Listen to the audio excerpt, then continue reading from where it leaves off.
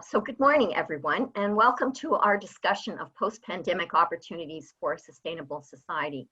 My name is Janis, Sarra, and I am a professor of law at the University of British Columbia, Peter Allard School of Law. Today's format is that each facilitator and speaker will spend about 8 minutes, followed by a question and answer period. So please enter any questions into the Q&A box, and we will get to as many as we can. Just by way of introduction, the Canada Climate Law Initiative is a collaboration between UBC Centre for Business Law and York University's Odds Goodhall Law School. It examines the legal basis for corporate directors, officers, pension fiduciaries, and asset managers to manage climate-related financial risks. I'm just gonna try and get my emails off so they don't interrupt me. And one of our initiatives is the Canadian Climate Governance Experts Program, which offers free pro bono sessions to corporate and pension boards on effective climate governance. And 12 of those experts plus other experts are speaking today. But you can find information on our website about inviting a climate governance expert to speak with your board. We have 185 people registered this morning for our 4 very dynamic panels, including Pathways to Decarbonization, Examining Indigenous Green Energy Policy and Finance, and a candid and forward-looking conversation on carbon-intensive actors and the potential for diverse multi-actor alliances. We aim to strictly stay on time, and our first panel features 3 very distinguished speakers. Susan McGeachie, Global Director of Climate Change and Sustainability Services for Hatch in Toronto. Simon Senécal, who's a portfolio manager, responsible investment, AlphaFixe Capital, Montreal, and Céline, president and founder, Analytica and Risers, Ottawa. So turning to our first topic, many people are now engaged in developing a safe economic recovery. And I think what's different this time from the global financial crisis 10 years ago is that the lockdown, with all its loss and heartache and economic stress, has given us time to reflect on and envision how, as a country, we want to become resilient economically before the next looming financial crisis, climate change. And we know from this pandemic that government action matters, but so too do the actions of companies, institutional investors, and individuals. And so economic recovery requires multiple concurrent efforts. We need creative approaches to the allocation of capital, and we need to keep in mind, I think, our goal of decarbonization and not miss this opportunity to shift trajectory. So today's webinar is aimed at tackling a few of these issues that as Canadians, we need to squarely address, given that so much of our economy and our daily lives involves high carbon emitting activities. I think you will be inspired by our panelists' ideas and by what's happening on the ground. Government needs to be innovative in programs in this period that allocate recovery capital to economic activities that meet our Paris commitments. So for example, the Canada Energy Business Account has already allocated 26 billion assistance, but it has another 28 billion earmarked. So how should government deploy these investments towards a net zero economy? We need to think about how private capital can direct its investments towards a net zero economy. And we need to ensure that employees and communities dependent on high carbon activities in transportation, construction, mining, and energy are given new opportunities to participate in and benefit from economic recovery. And we also need to think about intergenerational opportunities for younger people entering the workforce and for individuals who have for years contributed meaningfully to our economy. So that's what today is about. At the same time, we know that household and business debt was already at a all-time high prior to the pandemic, which means it cannot just be debt financing. We need to think about partnerships that include equity investments. So as we all work towards a sustainable economy, we can look to one another and our activities, and we can learn from other jurisdictions. The European Union's Green Recovery Plan is directing 91 billion euro a year to home energy efficiency and green heating, 25 billion euro to renewable energy, 20 to clean cars, and 60 billion to zero emission trains and production of clean hydrogen. It's partnering with private capital to match these funds to shift businesses and infrastructure. France and Germany are pressing for recovery roadmaps for every economic sector and a minimum price of carbon and the EU is implementing a border tax on carbon-intensive industrial imports from other nations, likely effective next year. Before I turn the floor over to Susan and the remarkable work that she is doing, I want to take note of where companies fit in this discussion. Last week, one of Canada's most distinguished lawyers, Carol Hansel, issued a legal opinion that directors and officers have a duty to manage climate change. A comprehensive 25 pages, it tracks corporate and securities law obligations and sets out a roadmap for ensuring oversight of climate change, is on the boardroom table. So given the breadth of physical and transition risks, not only to companies, but their supply chains and distribution networks, climate change should be on the agenda of every corporate board. And this legal opinion is tremendously helpful and is available on the CCLY website, and we will host a webinar with Carol in early July. So now I turn the floor over to Susan McGeachie. Thank you, Susan. Janis. Good morning, everyone. I'm just making sure I'm on. I'm kicking off our session with a discussion on the types of decisions we can be making now in virtual collaboration, so that as we start to open up again, we'll have a shovel-ready plan for a low-carbon transition. And what we've been seeing this year broadly falls into 4 themes. We all want renewables, but we don't all have a coordinated plan to grow capacity. As we develop this plan, we need to manage the socioeconomic impacts of the low-carbon energy transition with a strategy for the businesses and communities who are still tied economically to fossil fuels. If we're going to successfully transition their business strategies, they're going to need financing support. We need to decarbonize existing energy plans, identifying and investing in GHG emission reduction initiatives, whether we truncate the useful life of the asset or not. And we need to be thinking about energy and industrial cluster development. Partly that could be a net zero strategy, but mainly to make sure that the low carbon solutions have the required infrastructure to achieve scale. So for example, cost competitive manufacturing industries, transportation and storage infrastructure, etc.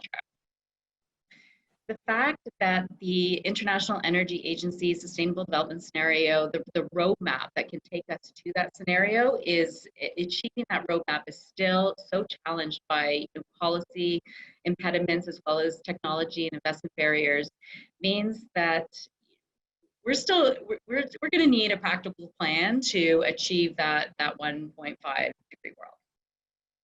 So if we move to the next slide, I'll go into a more specific analysis that rolls out of these higher level broad themes that I just mentioned, which in turn can be organized into 3 to 7 sector specific themes, and I'll touch on 4 here. So what we look at process improvements, including energy optimization studies and efficiency measures, heat recovery, optimized transport logistics, and more innovative production techniques. Renewable energy integration, such as on-site solar and or wind generation, concentrated solar thermal, biomass, and hybrid systems. Capital improvements, such as fleet upgrades, ventilation systems, integration of small modular reactors. And then finally, the carbon capture, utilization, and storage opportunities.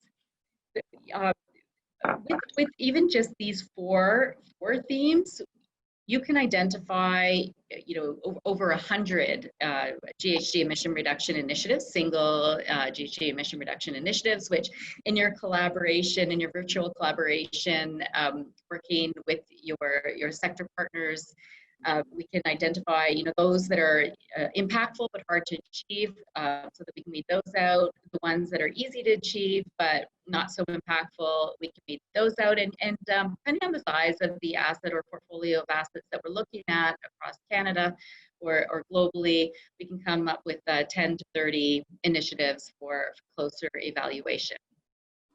And next slide, please.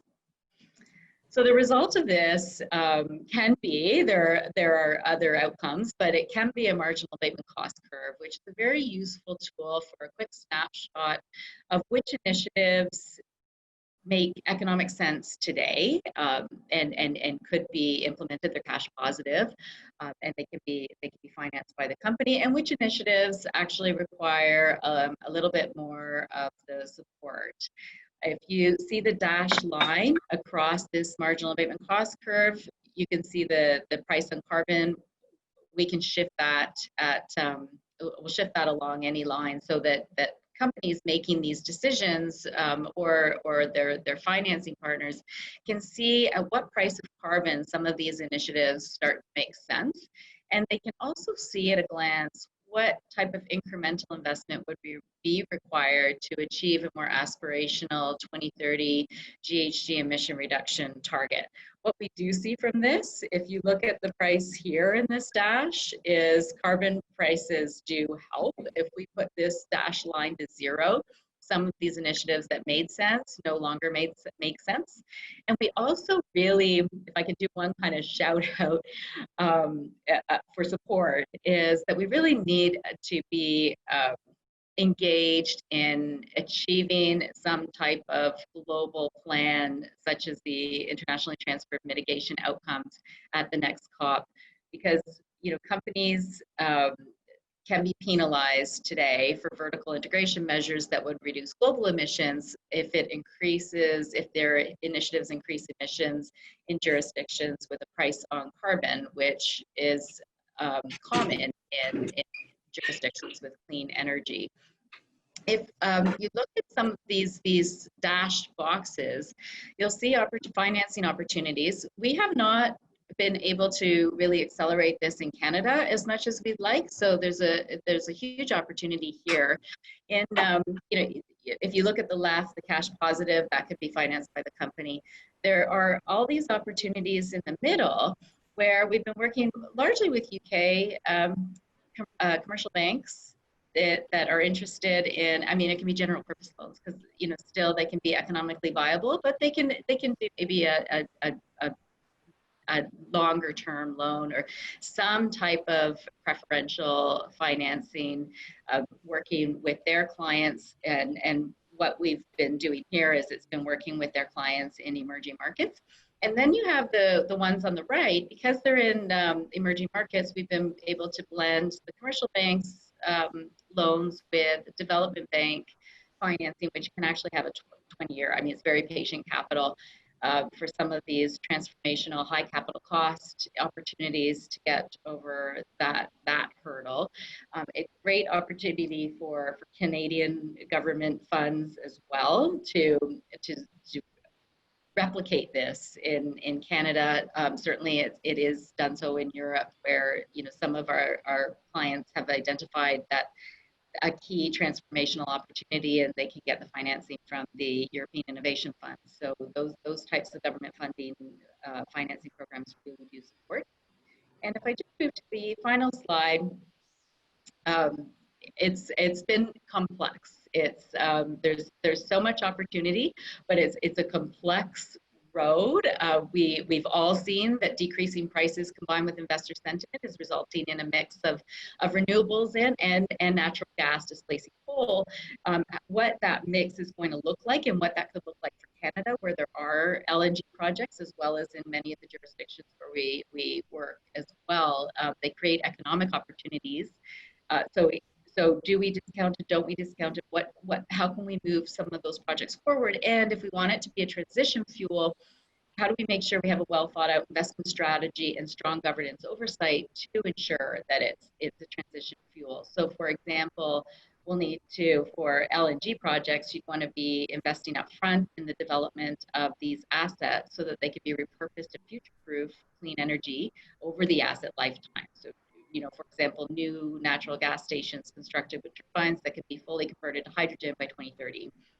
The key message I'd like to close with is not a pitch for any one type of low carbon or low carbon energy or other type of solution, but that we need an integrated portfolio of individual solutions to achieve our national emission reduction goal. And we need to determine now what this emission reduction investment portfolio is going to be. Thank you, Susan. Simon, you're up next. Yeah. Okay, so bonjour tout le monde. Thank you for being here and for your interest in green recovery. So when I first started thinking of what I would discuss today, I had so many green projects in mind that I would like to happen and for the federal government to help get funded. And I thought specifically of the high-speed electric train that could bring me to my meetings in Toronto from Montreal to have less of a carbon footprint. But then I thought of a bigger, like more high-level framework that could help governments shape the recovery. And it could also be used by corporate issuers and even beyond the recovery to, and it could evolve over time given the flavor of the moment, and it could help fund specific areas of the economy. So people who know me won't be surprised that it involves green bonds, and I'll put the more emphasis on the fact that it's a use of proceeds type of bond, meaning that it's 100% transparent. So that means that it makes them a very good communication tool for governments to, well, issuers in general to tell their transition story. Private issuers more specifically to engage with investors, and governments to be fully transparent about their capital spending. And let me tell you, as a taxpayer, knowing that the government is about to spend billions of dollars on the recovery, I would like to know how it's done and for them to disclose the environmental impact, positive impact of this recovery. So we see here on the screen all of the Canadian dollar green bond issuers. We see that the federal government is not there yet, but I'll tell you how it could, the federal government could help grow this market and also be part of it. On the next slide, we see here all of the national and regional green bond guidance around the world. And I think that's where a framework to finance a green recovery should start. I'll talk more specifically about the China story because it's very interesting how for them it was allowed to finance clean coal projects with green bonds. And this market grew significantly in the past few years, by the way. So it shows how any country could use a framework starting with national guidance like this one to adapt to their reality, adapt it to their reality. And it shows how a government can shape a market, influence where the capital is going, and hopefully make it go towards green recovery. On the next slide, let's say in Canada, what could we do? So we're all aware of the work that's been done on the transition taxonomy, but there's a low-hanging fruit here that could be done in the green bond space, and it's to have a Canadian green bond standard, I would say, overnight.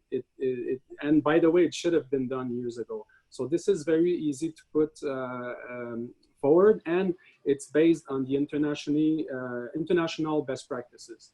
So first, it starts with the green bond principles, which are internationally recognized, and it could help issuers have a framework to select and evaluate their projects, manage their use of proceeds, and do the whole reporting.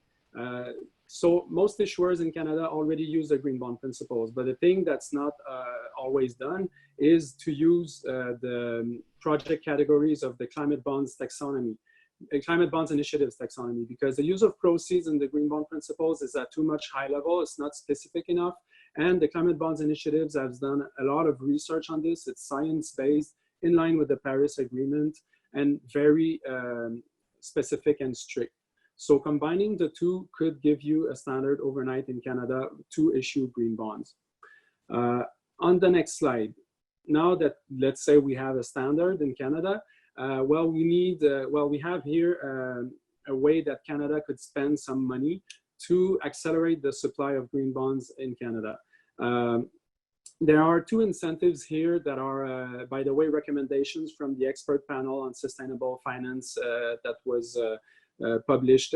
They published their report last year, I think, or 2018, not a long time ago anyways. So all these recommendations kind of make sense, but there's some that we're in favor of and some that we're not. So the first one on the left side is incentives to corporate issuers. So we think that to grow the supply, this totally makes sense, especially interest deductibility is pretty straightforward. And cost reimbursement is related to all the costs for issuing a green bond for the first time. So let's say a corporate issuer needs to build a green bond framework. They need to work in-house to put committees together. They need to have their framework assessed by a third party. So these costs could be offset by cost reimbursement from the government.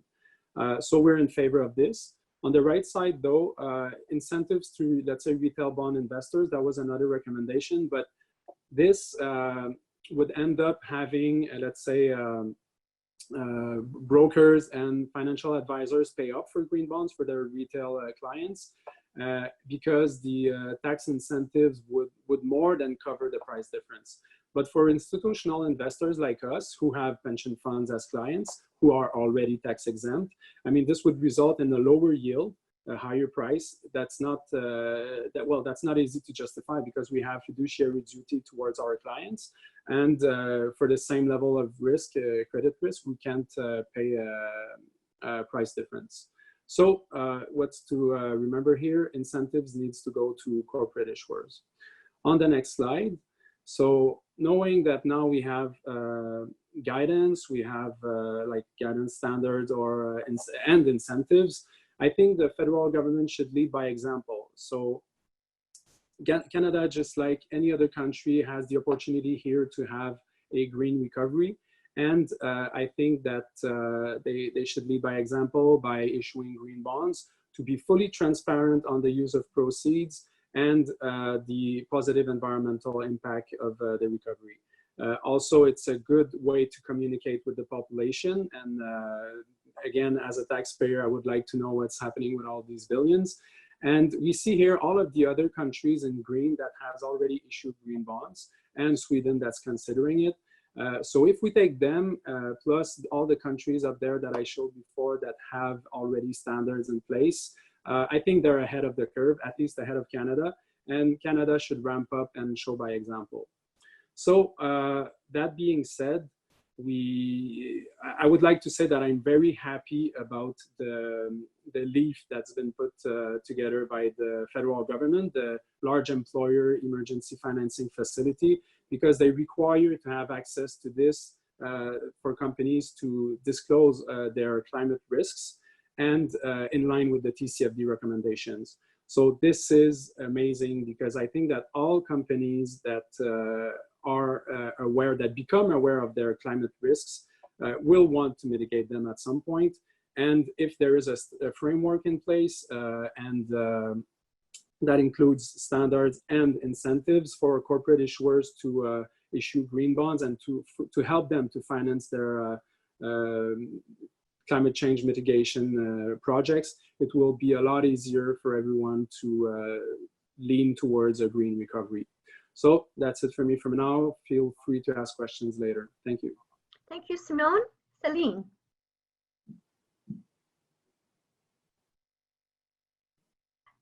Your microphone, please, Céline. Thank you so much for this invitation, and it's a pleasure to be here with you. I'm going to build on the remarks by my distinguished colleagues, Susan and Simon, and just speak about the opportunity to build some of the pathways that were referred to a moment ago, as well as the opportunities to finance them in the way which Simon has just described. I think that in Professor Sarra's opening remarks, the drawing attention to fiduciary duty and to the importance that of our boards having that clear mandate is something that I'd also like to sort of weave into some of my remarks. So to start with, just by way of context, we know that the current policy pathways are aligned with 3 degrees or more of warming. But I think it's important for us to understand that, particularly in the context of the TCFD and the work that companies are doing to understand scenarios and their relevance to their capital allocation, that not all scenarios are alike. And if we go to the next slide, we can see that there are a number of countries around the world that have already put in place pathways aligned with 1.5 degrees of warming. And that is to say that they're committed to having net zero emissions by 2050 and a 50% reduction in emissions by 2030. And it's really that second part, the pathway to 2030, which is very, very relevant for the sort of safety of 1.5 degree pathways. If we go to the next slide, this gives us a summary of sort of where countries stand in terms of the ambition that they've stated, whether or not there are sector roadmaps in place, as Susan mentioned earlier, and then for those countries that have sector roadmaps in place, what the policy and regulatory frameworks are. But within this context, I said a moment ago, 1.5 degree pathways are not all alike. And if you go to the next slide, I'll just touch on the different 1.5 degree pathways that are presented in the IPCC's 1.5 special report on 1.5 degrees. I think we'll be speaking about the International Energy Agency's scenarios at some point during our discussions later today, and the pathway which is presented within the IEA's World Energy Outlook as being 1.5 degree compatible is in fact a pathway that has a significant amount of negative emissions. So where CO2 is removed from the air, and in this slide, that's the yellow that you'll see there. And so there are, I guess it's important for us to bear in mind that there are different flavors of 1.5 degree aligned pathways, and that knowing this should be an important part of board members' fiduciary duty. In light of that, I'm going to present I guess, a program of pathways, the Build Back Better Canada program of different initiatives, which was recently presented over the course of 7 weeks through a series of webinars that was hosted by Corporate Knights. The sum of these 7 proposals is that public investments in the order of 0.5% of GDP, if we go to the next slide, would enable us to stimulate an overall investment of $730 billion, which with a private-public leverage of more than 7 to 1. The biggest programs or sector pathways within this overall plan include greening the grid, accelerating the uptake of electric vehicles, better homes and better workplaces through deep retrofits for decarbonization. This is sort of the overall slide in terms of the numbers. We have on the left axis, the private and public investment, and on the right axis, the number of jobs that would be delivered by this, and then the bubbles on the top are the emissions reductions, which overall are actually perfectly aligned. And we built this up from the bottom up, so we didn't know it when we would start, but they are perfectly aligned with a 50% decarbonization for Canada by 2030. If we go to the next slide, this is one of the elements of this plan. This is the proposal for the greening the grid pathway, one of the elements that Susan mentioned a moment ago. In this case, the proposal is for transmission lines and for an investment, a public investment of $1.4 billion, which would be alongside a private long-term investment of $6.7 billion for transmission lines. This is based on a very deep piece of research that was done in 2018 on the opportunity for transmission infrastructure in Canada, and it would enable the potential investment of $120 billion in renewable energy for a completely decarbonized Canadian grid, where those those renewable energy resources are primarily in Alberta and Saskatchewan. This would generate in the order of 900,000 person years of employment. And if you want to translate those into jobs, typically you just divide by 10, and that gives you the number of jobs, because these are person years of employment. If we go to the next slide, this is a second example of a sector pathway. In this case, it's accelerating the take-up of electric vehicles, including the take-up of electric trucks and buses that are made by market-leading Canadian firms. The total investment, which would put us on a path to decarbonizing half of all of new passenger vehicles by 2030, would be about $24 billion. This would save drivers in the order of $57 billion, with a very significant impact in terms of employment and obviously also in terms of greenhouse gas emissions at 96 million tons. And these figures are all total annual GHG emissions in 2030. So that gives you a sense of the sort of, we ramp up to get to 2030. The last proposal that I'll just present quickly now is on the next slide, is Building Back Better Homes and Workplaces. And this is a proposal for the deep decarbonization of homes and workplaces over the next 2 years, with a goal really of creating an efficient market for deep retrofits.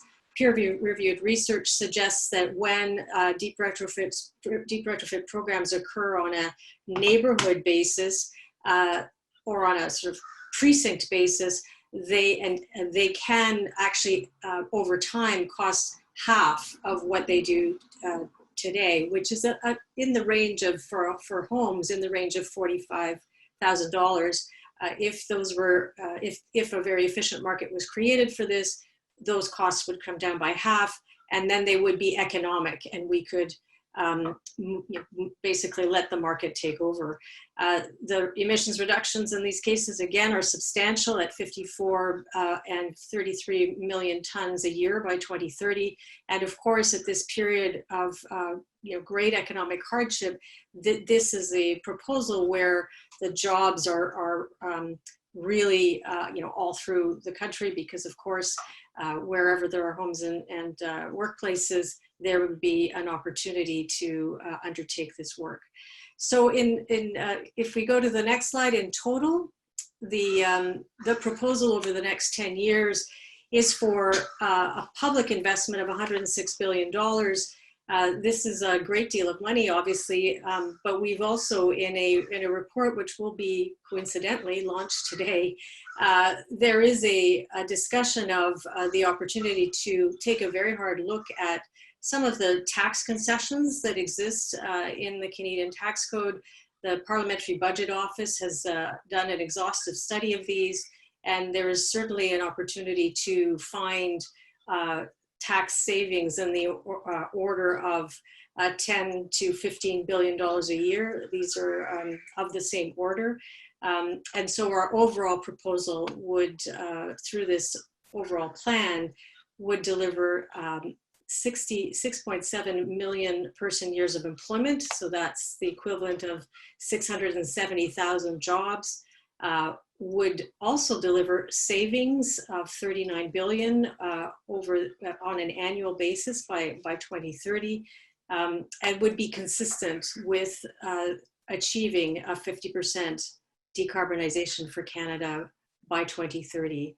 If you go to the next slide, this is a summary of the overall program. And so if you have an interest in seeing the policy summary of all of these individual sector pathways, it'll be a pleasure to make sure you get that. The report is being made available today. Thanks very much, Janis. Thank you, Céline. We have a number of questions. We're not going to get to them all, but we'll get to as many as we can. So the first question is for Simone, and it is: as a fixed income investor, does AlphaFixe engage with issuers on business strategy? And in particular, the question is, in the energy sector, do you think there's an opportunity for engagement for bondholders to raise the cost of capital for the most distressed segments of the fossil fuel industry? Yeah, thank you for that question. We get it a lot, and I like that question because some people say that because we don't have right to vote, we don't vote proxies like the equity investors. We don't have a voice, but it's wrong to think that, because we engage with issuers on many different fronts when we go to road shows, on one-on-one meetings, or also when we send like annual questionnaires to raise awareness on disclosing ESG information, and more particularly climate change transition plans or stuff like that. So yeah, we do engage. And in terms of raising the cost of capital, we have to understand that in the Canadian bond market, there's only 3 companies that issue bonds that are extracting or that have fossil fuel reserves. So this like limits the level of impact that we can have, because most of the others are going to get funding in the US or that bonds. So, but we are what we call fossil fuel free, meaning that all these 3 companies are excluded from our investable universe.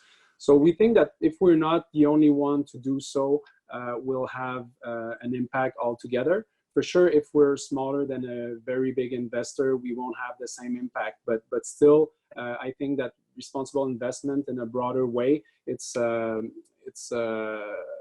we have to think all the same way and engage all together, and then we'll have an impact.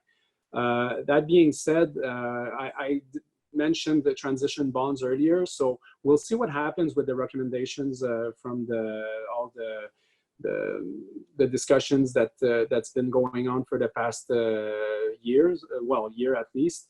And we'll see how that can affect high-emitting industries in Canada, and how we'll act as an investor afterwards. Because for the moment, we see that oil companies don't necessarily have a transition plan to phase out of extracting and refining petrol.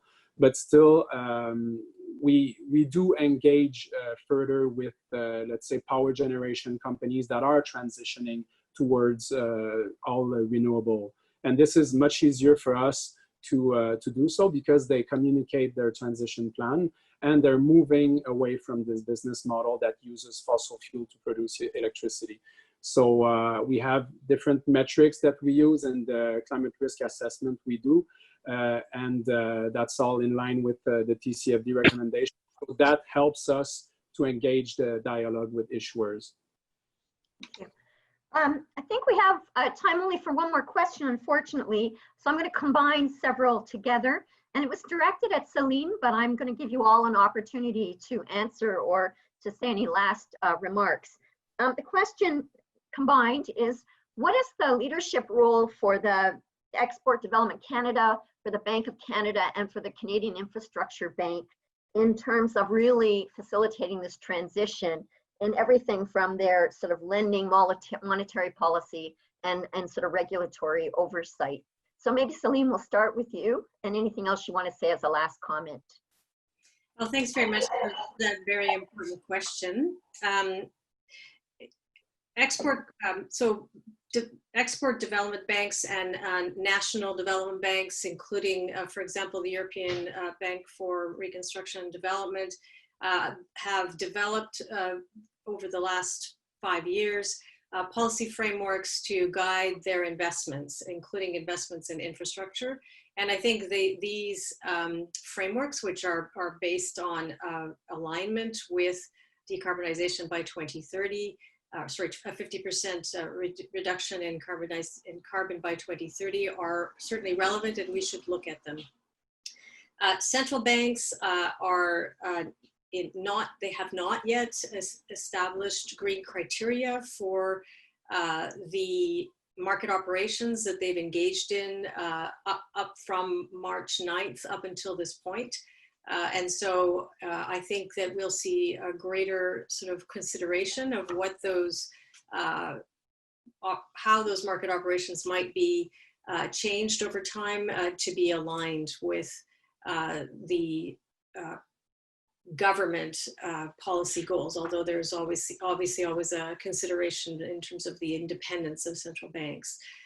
In terms of the Canadian Infrastructure Bank, there is a mandate that's clearly expressed within Minister McKenna's mandate letter to have the Canada Infrastructure Bank participate in funding zero carbon infrastructure, and part of the proposals I discussed today are contemplated within that mandate.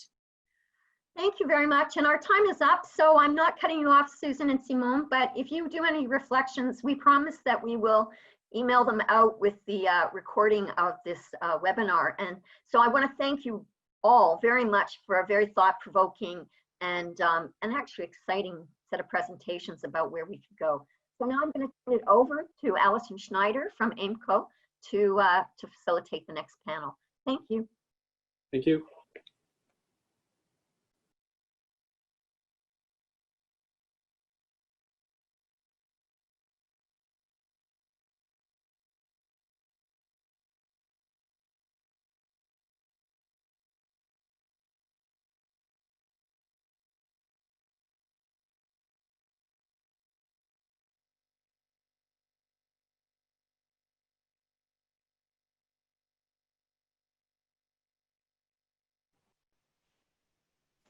Can you hear me?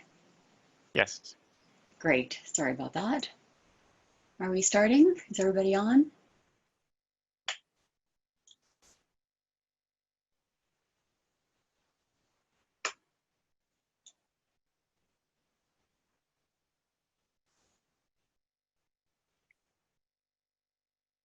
I'm here, but Please go ahead and start, Alison. Thank you. Oh, great. Okay.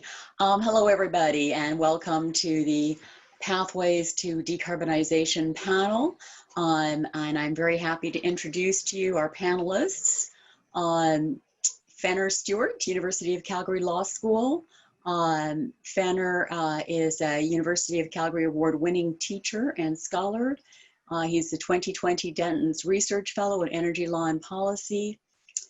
He focuses on natural resource governance, decarbonization, obligations to Indigenous peoples, has recent publications on carbon pricing, and teaches legal philosophy and an international energy law study tour in oil and gas, which I find quite interesting. And I'd like to also introduce to you Brian Minns. Brian is the VP Sustainable Investing at Addenda Capital in Toronto. He's responsible for ESG integration there. He has a CFA. He's a mechanical engineer, which I find really interesting as well, and environmental studies. So interesting background, stints at Mercer, CPPIB, and Innovest with a precursor to MSCI.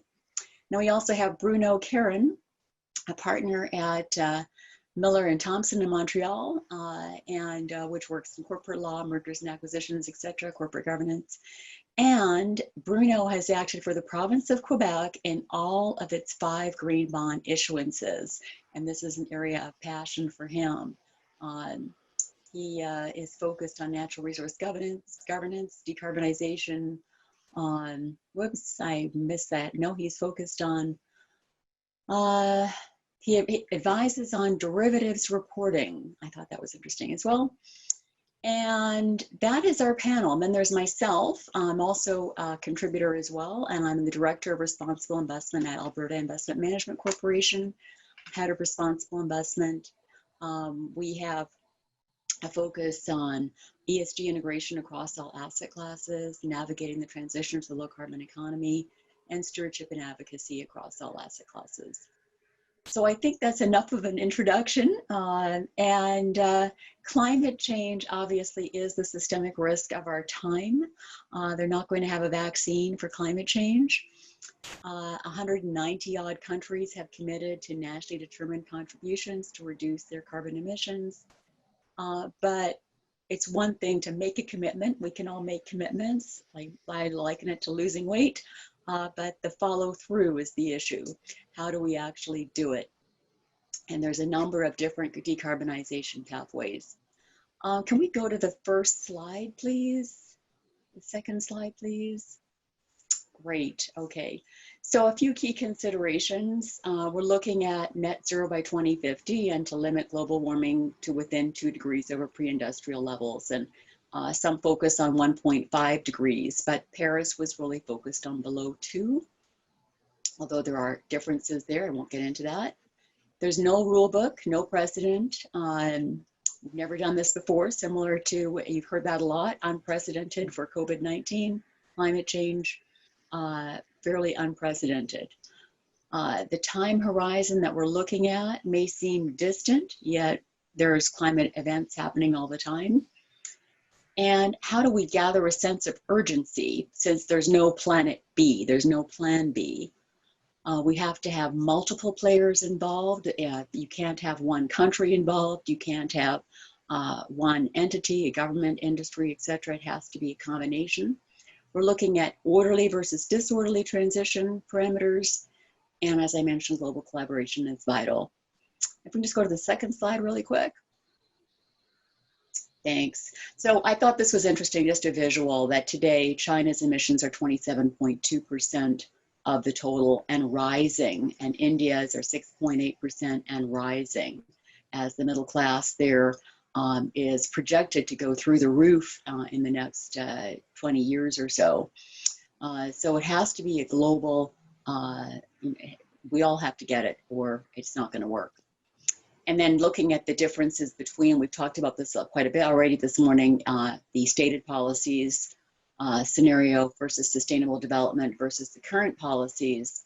You can see under current policies or business as usual, this is the trajectory we're currently on. This is not positive. So we have to try to move to obviously the stated development scenario. Even the stated policies isn't going to get us to where we need to go.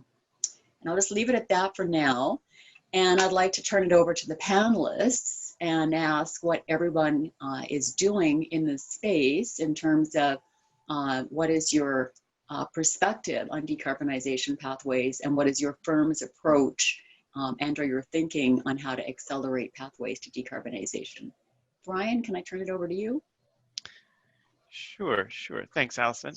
And thanks to the organizers for having us here today. It's been a nice series of webinars that they put on. So I just want to go through a few things really quickly. So at Addenda, we're an institutional investment manager. We're owned by the cooperators. So we're owned by a cooperative financial services company, which has a large insurance book, both property and casualty and life insurance. And as a cooperative and as an insurance company, they've been quite focused on sustainability issues overall, and in particular, climate change. And so at Addenda, we've been looking at climate change for quite a while.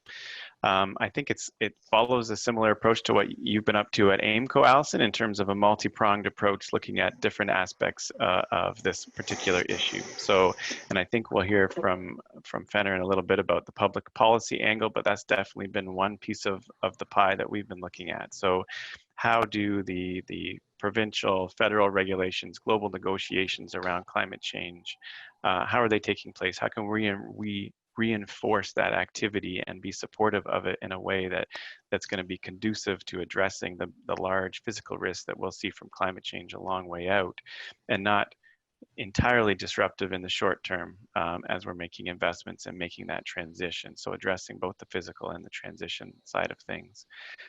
Then you get to the investment decision-making process of our different investment teams. So thinking about direct greenhouse gas emissions, thinking about scope 3 considerations, how the transition is going to take place, incorporating those into our investment decisions. We can talk about scenario analysis. So one of the recommendations of the Task Force on Climate-Related Financial Disclosures, we've done some trial work around scenario analysis, and we want to expand that work. Then you go down another level to the stewardship activities. So yes, there's a ton of focus on oil and gas and coal, and clearly the number one thing we need to do is reduce overall greenhouse gas emissions. But we also have to look at the other side in terms of the demand side of things, and who's using those resources and how are they being used. So we can't just talk to energy companies. We have to talk to other forms, other sectors of industry. So those that are using those fuels. So things like airlines, other forms of transportation, the rail companies, talk to the companies that are providing the financing for those companies. So lots of stewardship and dialogue activity. And then finally, I think one thing I wanted to highlight was the directing of capital towards the solutions. And we heard from Simone earlier, so the green bond side of things, and we look at that from impact investing, climate change being an important piece of the impact investing work that we're doing. So thinking about directing some of our portfolio towards some of the things that we need to help through this transition, this pathway. So things like renewable energy, energy efficiency, clean transportation, and how do we direct more of our clients' capital towards those solutions that we need. So for example, for the cooperators, they have a commitment of 20% of the portfolio in impact investments. And a big portion of that is focused on climate change, addressing a lot of that mitigation and climate change pathway and the financing that's needed for that pathway. And Brian, you said that's about 20% of the AUM of the Addenda portfolio, correct? So it's 20% of the assets that we manage for the cooperators. So the invested assets of the regulated cooperators, insurance entities, as well as the sort of cooperative parent company. But 20% of those now are in impact investments. And yeah, it's a good 60-70% are focused in the climate change area in part through green bonds, but also through direct investments in a lot in renewable energy through fixed income.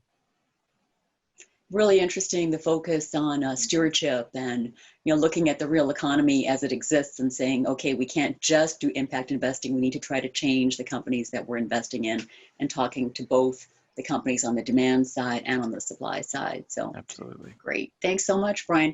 Bruno, if I could turn it over to you, we can give us your perspective on the green bond market. Yeah, thank you very much, Alison. Thanks for having me this morning. As you mentioned, I've been involved in the issuance of green bonds for the province of Quebec since the get-go of their program.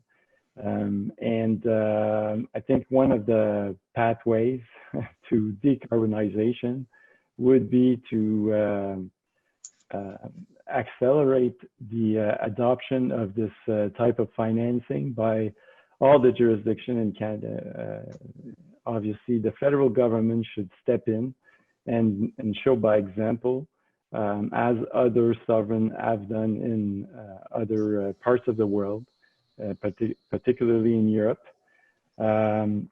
Provincial government should also step in and try to go to the debt market by issuing green bonds.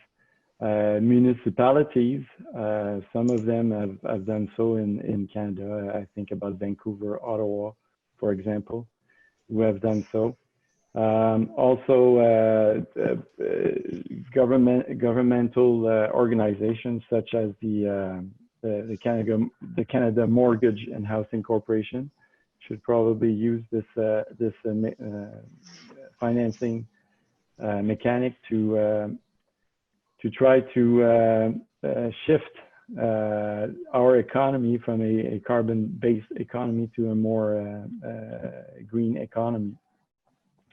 What I've found though, using this financing mechanics, is that it was put in place by financiers, and it was self-governed. And obviously, you've got the CBI, the Climate Bond Initiative, and ICMA with the Green Bond Principles that were the front runner and put in place some principles that everybody now follows. But those are not they're not laws, they're not regulation. And so I think at this stage, in order to accelerate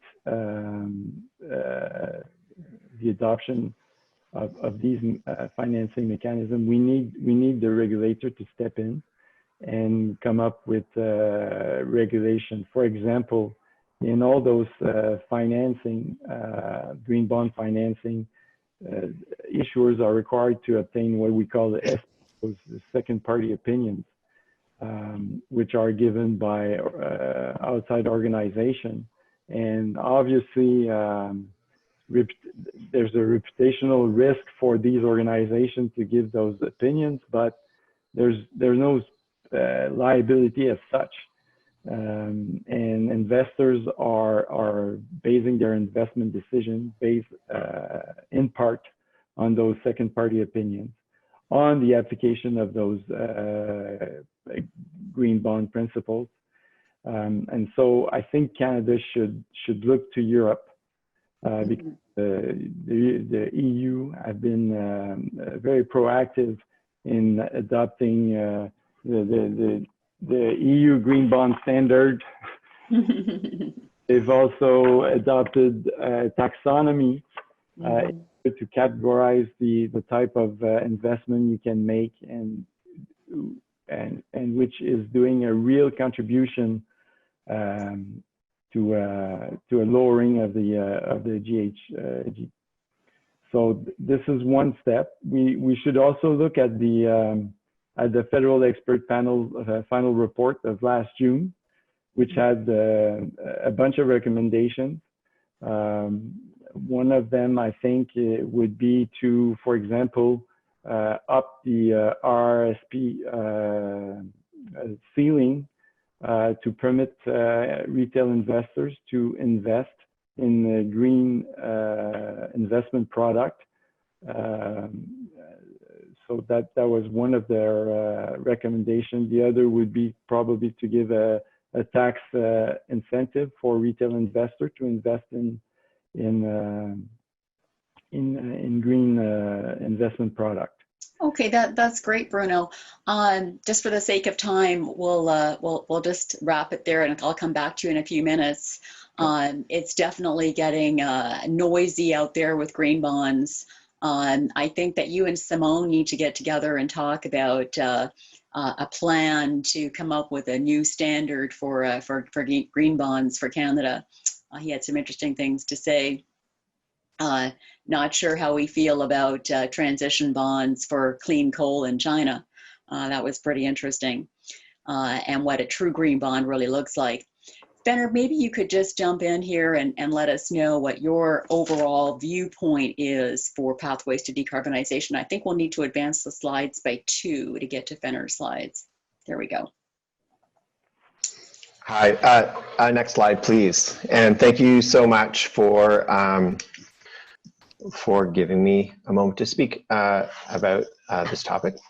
First of all, I'm going to go through this relatively quickly, but I have a chapter and an article that's talking about carbon pricing that's coming out this month. And if anyone who's listening today would like a copy or a draft of either one of these, they will be available. Just send me an email.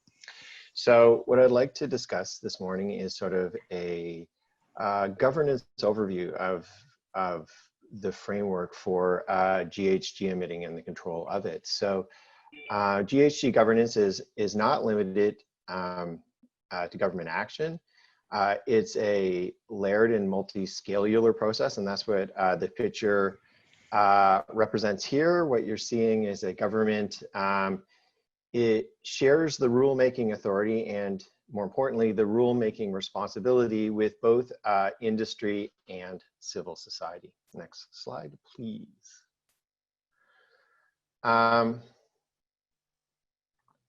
So in terms of government action and government instruments, government has a broad portfolio of policy options to reduce GHG's emissions, taking 3 basic forms: command and control instruments, market-based instruments, and financial instruments. Next slide, please. So in terms of command and control instruments, there's 2 basic forms. One is technology-based standards. So that's dictating the equipment or processes to be adopted. For instance, The rate of electric car adoption in Canada could be an example of that. And then the second type is performance-based standards, which is dictating the end, so emissions ends and not necessarily emission means. An example of this could be emission ceilings for a new power station. The second form is market-based instruments. Market-based instruments can take the form of a price on emitting, for instance, a levy on price, or a market for emissions credits. And our new national carbon pricing mechanism has both of those. And finally, financial instruments and government-based financial instruments for this includes fiscal measures. So that would be using the revenue power to incentivize lower emissions. That could be tax credits, or that could be emission standards. Another way in which the government could do this could be price support mechanisms. So creating advantages for the purchase of low emissions goods or services. An example of this would be minimum price guarantees for or the mandatory use of renewable energies. And finally, investment incentives. So the government could, for instance, grant funds for or low-cost financing to research, development, and or marketing of lower emissions products. Next slide, please. So how can civil society and industry support these forms of government action, and what sort of actions can they do independently? Again, this slide shows maybe not in proportion, but the areas of overlap that exist. So arguably the center for decarbonization is located in civil society. And you'd see that in activities such as what we're doing today through the Canadian Climate Law Initiative. Another example would be when we produce policy documents for government consideration. That would be in the overlap between government and civil society. Industry is also a center for support. It can engage in voluntary self-regulation. It complies with law. That's in a place of overlap. And it can also engage in lobbying for positive change. That would be also in the industry-government overlap. Support also exists in the overlap between industry and civil society. And again, that's what we do here. The climate change experts meet with boards of directors to discuss potential synergies. So that's a good example of overlap in that space. Finally, supports exist when all three overlap together. And that's the ideal space for optimizing decarbonization. And two good examples of that is when government regulation complements efforts from the other levels of governance in order to facilitate decarbonization. And another example of a different sort of arm of government is when civil society engages industry in judicial action. So that would also be in that overlap place where government power is leveraged in order to affect change. So that's a brief overview of conceptually of pathways to decarbonization. Thank you very much. Thank you very much, Fenner. That's pretty interesting. So you're not advocating for a strong government and industry and civil society just have to sort of follow along. You're saying that all three entities need to be, they're all symbiotic. They're all influencing each other. I have to be think working in tandem. You'll find that there's actors that are competing, like through judicial action, but also complementing each other's actions in order to affect change in a more chaotic and ecosystem for regulatory change. Fascinating. If we can go back a couple of slides. Alison, if I may intervene here just very Sure. quick, just to go on Fenner's discussion, I think it would be very interesting to look at what's going on in France right now with the Convention Citoyenne and the 150 propositions that have been, a group of citizens were mandated by the French government to come up with ideas to reduce the CO2 emission, and they came up with a report. And the French President Macron will put this to a referendum, and so you've got the involvement of the citizen and the government, and the industry will certainly follow. That sounds fascinating. Thank you, Bruno, for mentioning that. I like the sort of the carrot and the sticks approach, but this is an innovation approach too. So that's really interesting. If we can go to the next slide, please. One more. Thank you. Okay, so climate change has been a key focus area for AIMCo since 2015, and we've been doing carbon footprinting since 2016. We're starting to use scenario analysis now, what basically Brian was talking about earlier. So the TCFD recommendations within the risk category basically are addressing scenario analysis. As an institutional investor with $119 billion assets under management, this is easier said than done. So what we're doing is using the IEA scenarios, the scenarios that we just showed you earlier in the previous slide, and then looking at transition-related factors. So similar to what Benner just showed you, from a policy regulatory perspective, from a market and financial perspective, consumer behavior perspective, for example, percentages of EV sales, technological innovation, and operational drivers as well. So what are companies doing to, improve eco-efficiencies, installing low flush toilets or better insulation, etc. And so we're looking at that, and then looking at a sector approach. So looking at what are we currently invested in, sector-wise, at some of the key sectors, and then looking at the emissions and warning scenarios from a climate risk and opportunity perspective in the near term, midterm, and long term.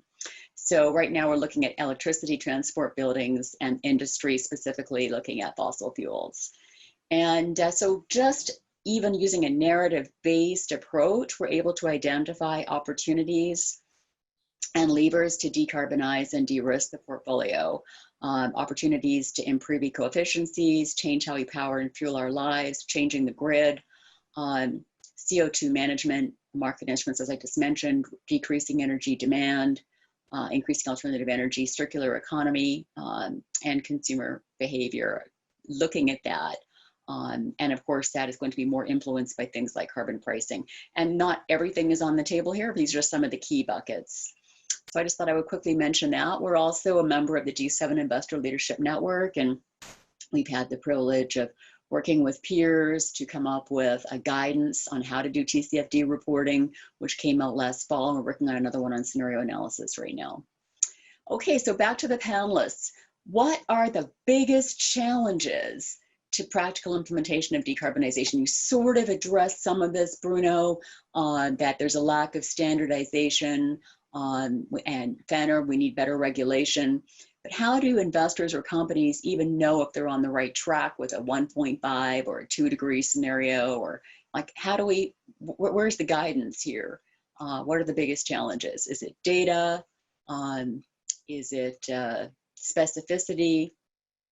So turn it over to, should we go back in order? Brian, do you want to take a stab at this? So I think, I think I've said this a lot, but I think that one of our key challenges is we have to go back to the first panel, and that is the science. What is the science telling us about this situation? And I think that's like, we have a global, the Paris Agreement. We've all agreed we want to keep things to at most 2 degrees and preferably below.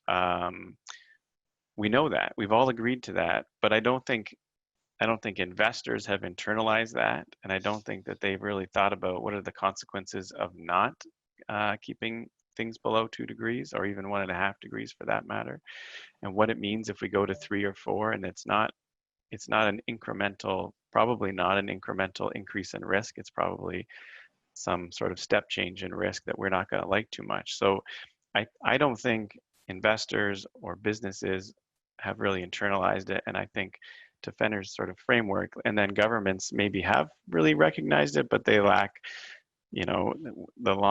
the long-term nature and the orientation, or even the ability for us citizens to sort of understand the magnitude of the challenges we face, and to accept that we're going to have to have some changes in our lives. So short-term election cycles, climate risk not being priced in, these are some of the issues. We say we're long-term investors, maybe we're only looking at the next couple of quarters. Absolutely. So how do we actually factor climate risk in? And so the work that Canadian Climate Law Initiative is doing around trying to get out and do some more education, bringing out these opinions on fiduciary duty and the importance of looking at these issues, no matter what your organization is, no matter what sector you're in. These are important topics to be discussed at the highest levels of business. Absolutely. Thank you for mentioning the fiduciary duty. Carol Hansel's seminal publication that just came out, and there's lots of, CPA has come up with climate change briefing for directors. ICGN has come up with the fiduciary duty guidance, all of which mention the need to reference climate change. Yeah. And that this actually should be something that directors of companies and institutional investors are actually addressing. Absolutely. So thank you for that. Well, one thing I'd like to mention about this is just going to call on you, Bruno. Your turn. Yeah, sorry. One of the big investors in this space, obviously, are asset owners and pension funds. Sometimes the duty of care or fiduciary duty that are incorporated in our corporate statute do not, for example, apply to those pension committee members who sit and make decisions. So this is an easy way for government to intervene and adopt regulation, forcing those members of those investment committees to follow criteria, and one of the criteria would be the environment. You're probably aware that the Canada Business Corporations Act was amended last January 1st, 2020, to specifically state that in the exercise of the duty of care, directors need to or may consider the environment. And so corporate statute, provincial corporate statute should probably be amended to follow what was done in the CBCA. And one might I put the idea out that we might want to amend our constitution to make it an obligation of the state to defend the environment on behalf of all the citizens of the country. Okay, very interesting thoughts. Amending the Constitution, and then gaps in law. CBCA has environment on the books, but perhaps gaps in provincial statute. Great. Fenner, how about yourself? So weigh in on challenges. The challenges or how to select options, or how to know that one particular pathway is optimal to another pathway. I think that's a controversial issue as to how to frame that. So, I mean, on one side of the scale, you have the concept of that you can't price the priceless, and then on the other side, you have the idea that if we price everything in and make it understandable the way the government usually understands policy, then they will be able to address it more competently. And I think it's that latter option that has been adopted. And in order to price this challenge, what has been suggested as a calculus is that you look at what would the cost of not doing anything be, what would the cost of the most extreme measures in order to prevent decarbonization now, like for instance, a total ban. So everyone, after the gas that's in your car now ends, we're not doing that, and random blackouts and whatever that would look like. So you take the extreme ends and what the cost to society would be, and then you try to find optimal responses that reduce the cost of the response and the mitigation of the damage in order to optimize the ultimate price for coping with climate change. So I think that's the calculus is being used by governments to try to optimize the response, to have an optimal price response and mitigating the damage at the same time. Very interesting. Opportunity cost. I think I'll skip myself because I think you've all spoken to it brilliantly. I think the only thing that I would say is a big challenge from an investor perspective is lack of data, and data that isn't necessarily, even where the data is there, lack of verified data.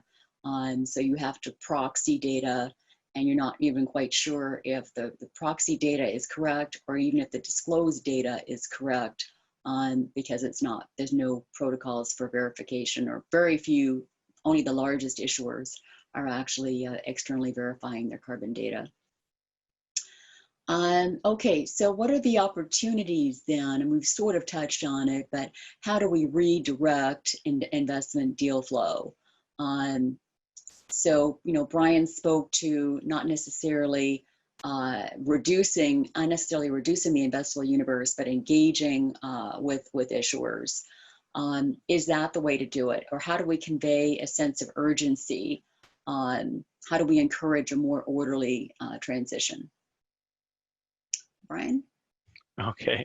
Well, I think I'd go back to one of Fenner's slides in terms of the relationship and industry and investors' role in terms of supporting state action. So can we go back to that slide, please?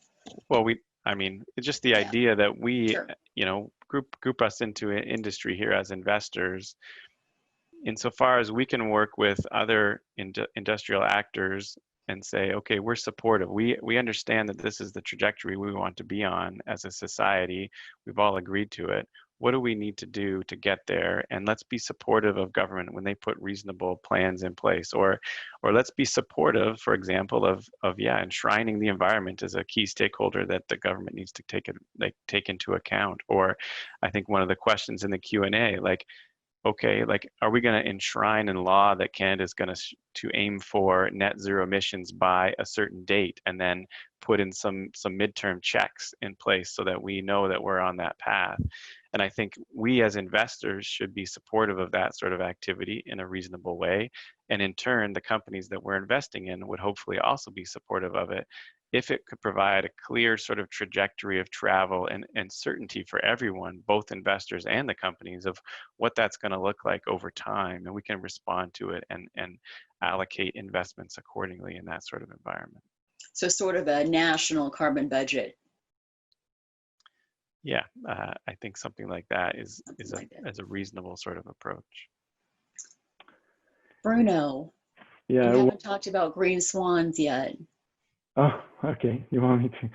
Well, I mean, with the COVID-19 crisis, everybody has seen what a stop in the economy can, a stop in the economic activity can do. And as you mentioned, for COVID, we're hoping for a vaccine, and everybody knows that it will probably come sooner than later. And once this happens, everything will go back to normal until the next pandemic. Unfortunately, with global warming, we won't be able to put a vaccine to reduce the global warming. And unlike any other recession, central bank printing money will not cure the global warming. So we need to take care of that risk. It's a risk. And as like any risk, we need to take care of it and reduce its impact. And to go back to the green swan, it's just a way of saying that we cannot look at the past to predict the future. And we know that the global warming will probably create a big change. And we don't know the effect. Right. Bruno, you mentioned previously when we talked something about a Ministry of Environment with an audit function. Do you want to speak to that real quick? And then we'll just have closing comments from everybody. We're running out of time here. Okay. Well, everybody knows that in government, the Ministry of Finance is probably one of the most powerful ministry, because that's where the money is allocated. And so I'm suggesting that the Ministry of Environment should also be involved in every decision of the state. And every decision of the state should be looked at the prism of the environment to determine if this is a good decision or a bad decision, and not just if economic or financial decision. And Right. so the Ministry of Environment is I think in the future called to become a much more important ministry within any government. Okay. Thank you, Bruno. We have like 1 minute left. So any closing comments from Fenner or Brian before I wrap it up? I'll have a very quick closing comment is that my thought is you can't solve this climate change problem by investing in a lower carbon portfolio in a high carbon world. So you need a whole suite of actions, including public policy advocacy, to solve this problem. Very good point. Fenner? I'm fine, thanks. Great. Okay. Well, thank you very much to the panelists. This was definitely food for thought. I really like Fenner's slide here. To me, this shows that it has to be, you know, a concerted, multi-faceted approach to decarbonization. And I really like Brian's last comment. We have the real economy in front of us. We can't just ignore the real economy. I really appreciate the comments from the previous panelists regarding an equitable solution and employment, particularly for Albertans. So it has to be a global solution, a national solution, a global solution that works for government, industry, and civil society. And I think we're going to take a break. There's a health break now until 9:30. Thank you so much, everybody. Thank you. Thank you, panelists. Thank you. And thank you to the organizers.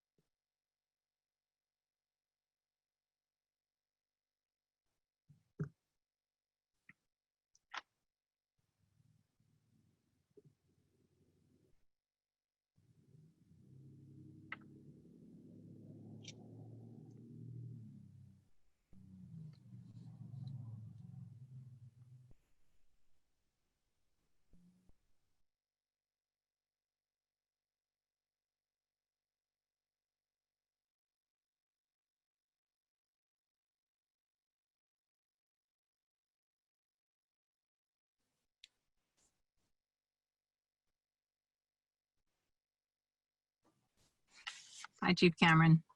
Hey, good morning. Good to see you. See you too.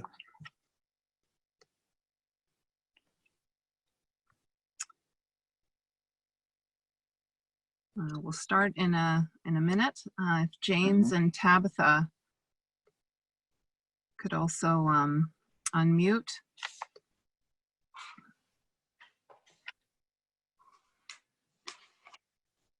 Joanne, I don't think Tabitha's on yet, right?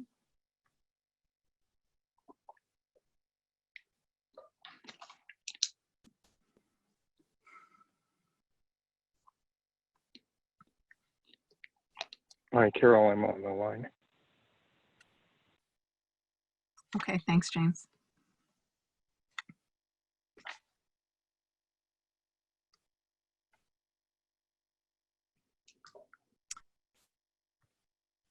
Okay, Joanne, I don't know if maybe you can send Tabitha a note. Yeah, great. And then shall I get us started then? All right. Hopefully Tabitha will join on quite soon, but hello everyone and welcome back from the break. My name is Carol Liao and I'm an associate professor at the UBC Allard School of Law. It is my distinct pleasure to welcome our next panel today as we talk about Indigenous green energy and how we can lower the practical, policy and finance related obstacles within this very important movement.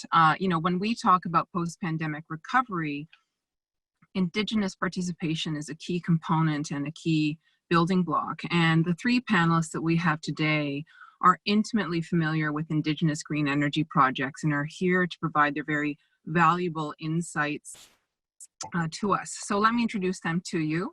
And I'll start first with James, who is here on the phone. Right, James? So unfortunately, Yes, can't see him.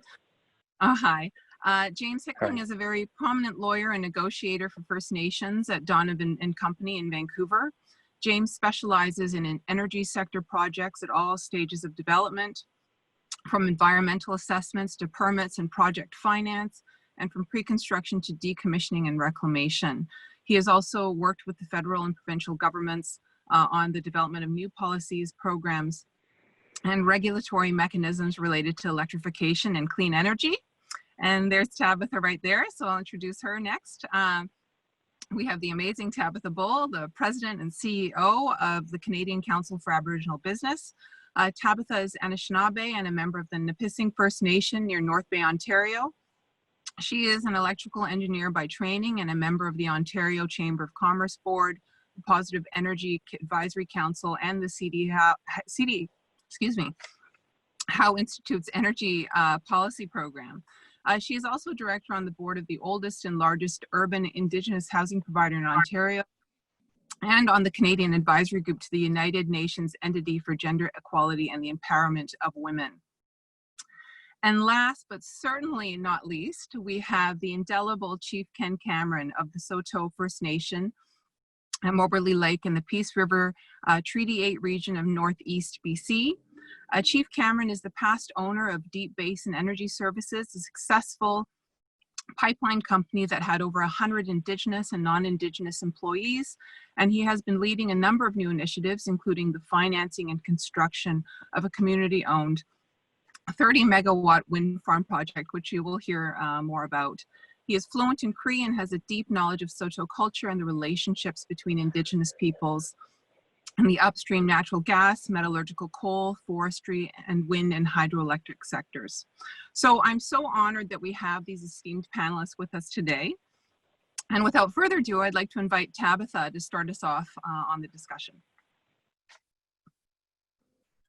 Ani Buju, thank you for having me. Tabitha Indigenakas, Nipissing Indigenaba, McGeachie Dodem, hello, and it's a pleasure to speak to everyone today. I'd like to first take the opportunity to acknowledge that the land I'm speaking from is the traditional territory of many nations, including the Mississaugas of the Credit, the Anishinaabe, the Chippewa, the Haudenosaunee, and the Wendat peoples, and is now home to many diverse First Nations, Inuit, and Métis people. So I spent the first 20 years of my career in the energy industry, and prior to coming to CCAB, I managed the First Nation and Métis relations team at the Independent Electricity System Operator, which is the operator of our power system, but also responsible for the procurement of new energy in the province of Ontario. Over the last 4 years working with First Nation and Métis communities in Ontario, our work was striving to ensure that there was an opportunity for those communities to be active partners in the energy sector. Much of this work happened through renewable procurement. With each procurement iteration, we adjusted policies and program documents to ensure that the procurement was not only accessible to Indigenous communities, but more importantly, equitable. And with each iteration, we had more communities applying for projects, both as the sole developer or through a partnership. At the completion of those procurements, close to half of the First Nation communities and the Métis Nation of Ontario were partnered on renewable projects through one of the procurements. This is a great result. However, there were still a number of communities that wanted to partner or build projects and were not successful due to either limited transmission capacity in their area, project partners who did not understand what true partnerships meant, or in some cases, due to the various ways the Indian Act limits the control of a First Nation to make decisions about their own land. Had we known all of the challenges at the outset, had we included for them in the design, and had we provided support for communities to be better prepared to respond to procurements, I'm certain the outcome would have been even better than it is today. We learned so much along the way, and I do hope that sharing a few of the challenges we faced, the feedback we heard from communities, will enable regulators, proponents, and policymakers in all provinces and territories to do even better. In addition, there are still many opportunities for Indigenous partnerships on energy projects and for energy companies to support the growth of the Indigenous economy across the country. And to be blunt, if proponents, policymakers, and potential partners don't look at partnerships or build policies for Indigenous ownership, development will be stalled. From what we're seeing at the CCAB, the opportunities are abound. For those who may not be familiar, CCAB is a national nonprofit organization with a mandate to foster sustainable business relationships between First Nation, Métis, and Inuit people and businesses in Canada. We currently have close to 1,000 members, over 55% of which are Indigenous businesses or entities. In our membership today, as an example, we have over 100 certified Aboriginal businesses who are in engineering, construction, and energy service business. And we have close to 10 energy providers across the country who are certified or who are going through our Progressive Aboriginal Relations program, demonstrating their commitment to employ, procure, support, and build relationships with Indigenous peoples and business. So the interest, the drive, and the businesses are there. From 2009 to 2018, Ontario procured renewable energy through two major programs. The first program was a feed-in tariff program, which was introduced in 2009 and went through 5 iterations. It was a standard offer program with a set price dependent on the fuel type. Each iteration aimed to keep the costs to ratepayer down and to apply feedback and lessons learned from previous procurements while maintaining policy objectives. By the last iteration of FIT 5.0, the following support measures were included for Indigenous communities. Security payments, which were required at several points in the process, were set lower for projects controlled by Indigenous community to recognize the barriers that communities face to access financing. In addition to receiving the standard FIT price, Indigenous projects received additional cents per kilowatt hour in proportion to the percentage of equity ownership by the Indigenous community. In each procurement, a certain number of megawatts were set aside with projects with greater than 50% Indigenous participation. In addition, priority points were assigned to projects that received a support resolution from the neighboring Indigenous community or an Indigenous community host if the project was on Indigenous land.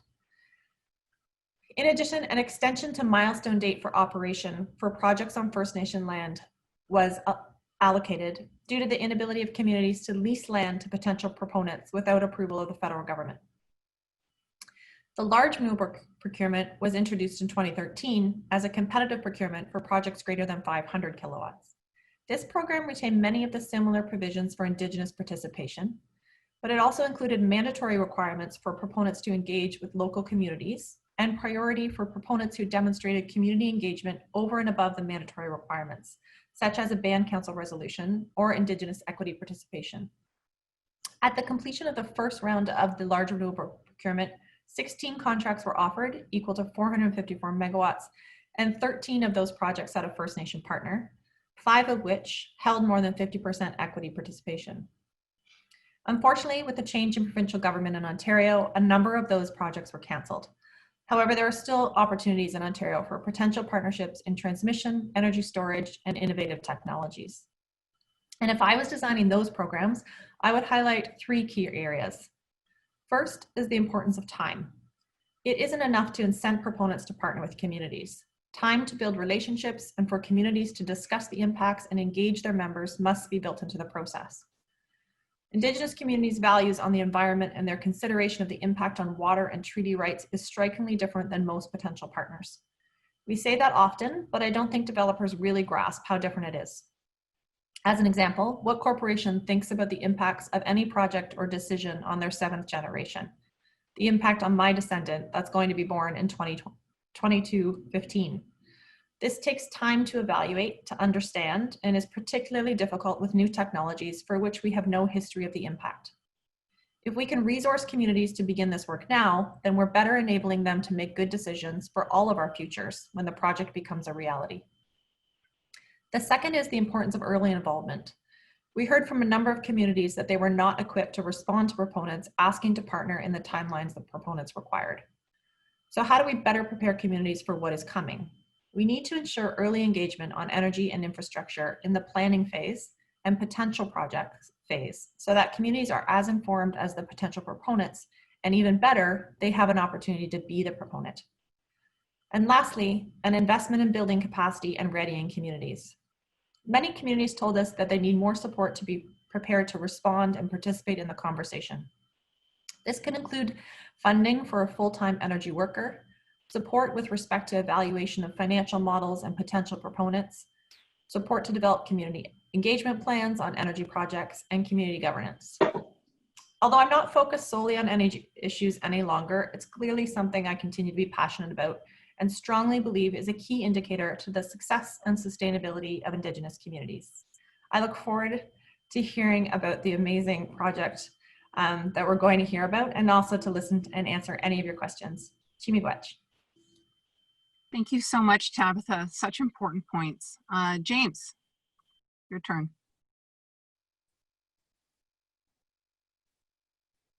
James? Can you hear us? Can you hear me? Yes, now we can. Hear me? Okay, yes. Good.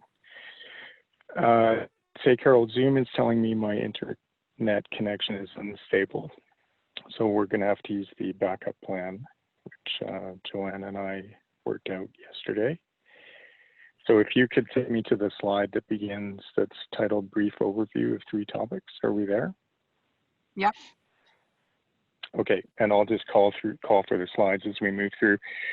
I do have a lot of slides, so I'm going to move through very briskly.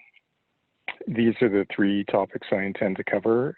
Just an overview of Indigenous participation, the 2 different models of participation, and then closing with some discussion of the energy dialogue in BC. So next slide. These are some statistics that were generated by a consultant called Lumos, Clean Energy Advisors. In 2019, it gives you some idea of the scale of Indigenous participation across Canada in green energy projects. And if we go to the next slide, this is what those projects look like mapped. You can see they are mainly clustered in BC, Ontario, and Quebec. Turning to BC on the next slide. BC has 131 IPPs. IPPs are independent power producers, and they produce about 1/3 of all of the power in BC. And I've grouped them here in this slide in 2 groups. The upper group are mainly spin-off projects from existing industrial facilities. And the lower group are what we traditionally think of as renewables. And you can see they're split about 50-50 between the industrial cogeneration and the renewable projects. If we go to the next slide, some numbers for Indigenous participation in BC. So there are 61 projects that have no participation or minimal participation, and those are mainly the industrial cogeneration projects. There are 44 projects with impact benefit agreements. To be honest, I'm not a huge fan of impact benefit agreements because the benefits that are delivered to First Nations communities tend to be small and temporary. One of the ways that proponents encourage IBAs is by offering to sell them for $1 after 30 years, but that's a bit of an empty promise. There are, though, 26 projects where First Nations have equity in projects, and this is a much more meaningful form of participation. And there's a trend towards more equity participation and away from IBAs. Next slide. So there are good reasons to use the equity model. They're better at delivering social goods and local and regional development. There's reduced ecological impacts, accelerated permit approvals, and lower risk for proponents and lower cost of capital. Next slide. The Lumos survey, which I recommend to you, it's available on the internet, concluded that the rise of Indigenous participation depended on federal and particularly provincial policies on energy and climate change. And I subscribe to that conclusion. Next slide. Just looking at a bit of the policy history in BC. In 2002, the provincial government came out with the energy plan, which directed BC Hydro to stop building its own generation assets and to buy only from IPPs. And in 2007, the provincial government required all energy production in BC to be made in BC, self-sufficient, and 90% of that production was to come from renewables. And in 2010, the government reduced the BC Utilities Commission oversight on capital projects and required the Utilities Commission to approve rate increases that covered the extra costs of renewables. And so if you go to the next slide, this dark blue line is the growth of energy coming from IPPs between 1985 and 2021. So as those provincial policies took root, the independent power sector took off. So if we go to the next slide, will the trend towards increasing Indigenous participation continue? Well, there's two schools of thought on this. Going to the next slide. On a purely economic critique, there's a lot of rumblings in BC that say that the cost of power from IPPs is too high. It was a partisan political policies that inflated that industry, and that there's not enough firm dispatchable power in the IPP mix, which constrains BC Hydro's other operations. And so on a purely economic perspective, the conclusion is that we need to reverse policy supports for IPPs and not renew the energy purchase agreements when they become. The other school of thought is more of a social perspective. It says that climate goals will require huge investment in generation and transmission. Reliance on international markets is a short-term solution, but will inevitably displace green with brown energy. And that green energy is actually affordable and the costs are coming down. And so the conclusion from that school of thought is that we need to plan for and support increased green energy production in BC, which would support further Indigenous participation. If we go to the next slide, I just will close a few comments on current policy drivers. So the next slide. This is the existing Clean BC plan. It calls for reducing GHGs by 60% below the 2007 level. A lot of investment in new clean transportation and the electrification of industry. So from a high level, this is the current plan in BC. If we go to the next slide, the BC Utilities Commission just completed an inquiry on Indigenous utilities, and they made a number of recommendations that tend to support increased Indigenous participation, including the recognition of UN DRIP and the removal of other barriers to Indigenous participation. However, if we go to the next slide, the main policy driver at present is this process called the Phase 2 review of BC Hydro, which is ongoing. The Phase 2 review has 4 goals: to come up with new policies to support Clean BC objectives, to anticipate changing technologies and changes in markets, and to increase participation in external markets, which means buying and selling power across the border with Alberta and the US, and to consider future opportunities for Indigenous nations.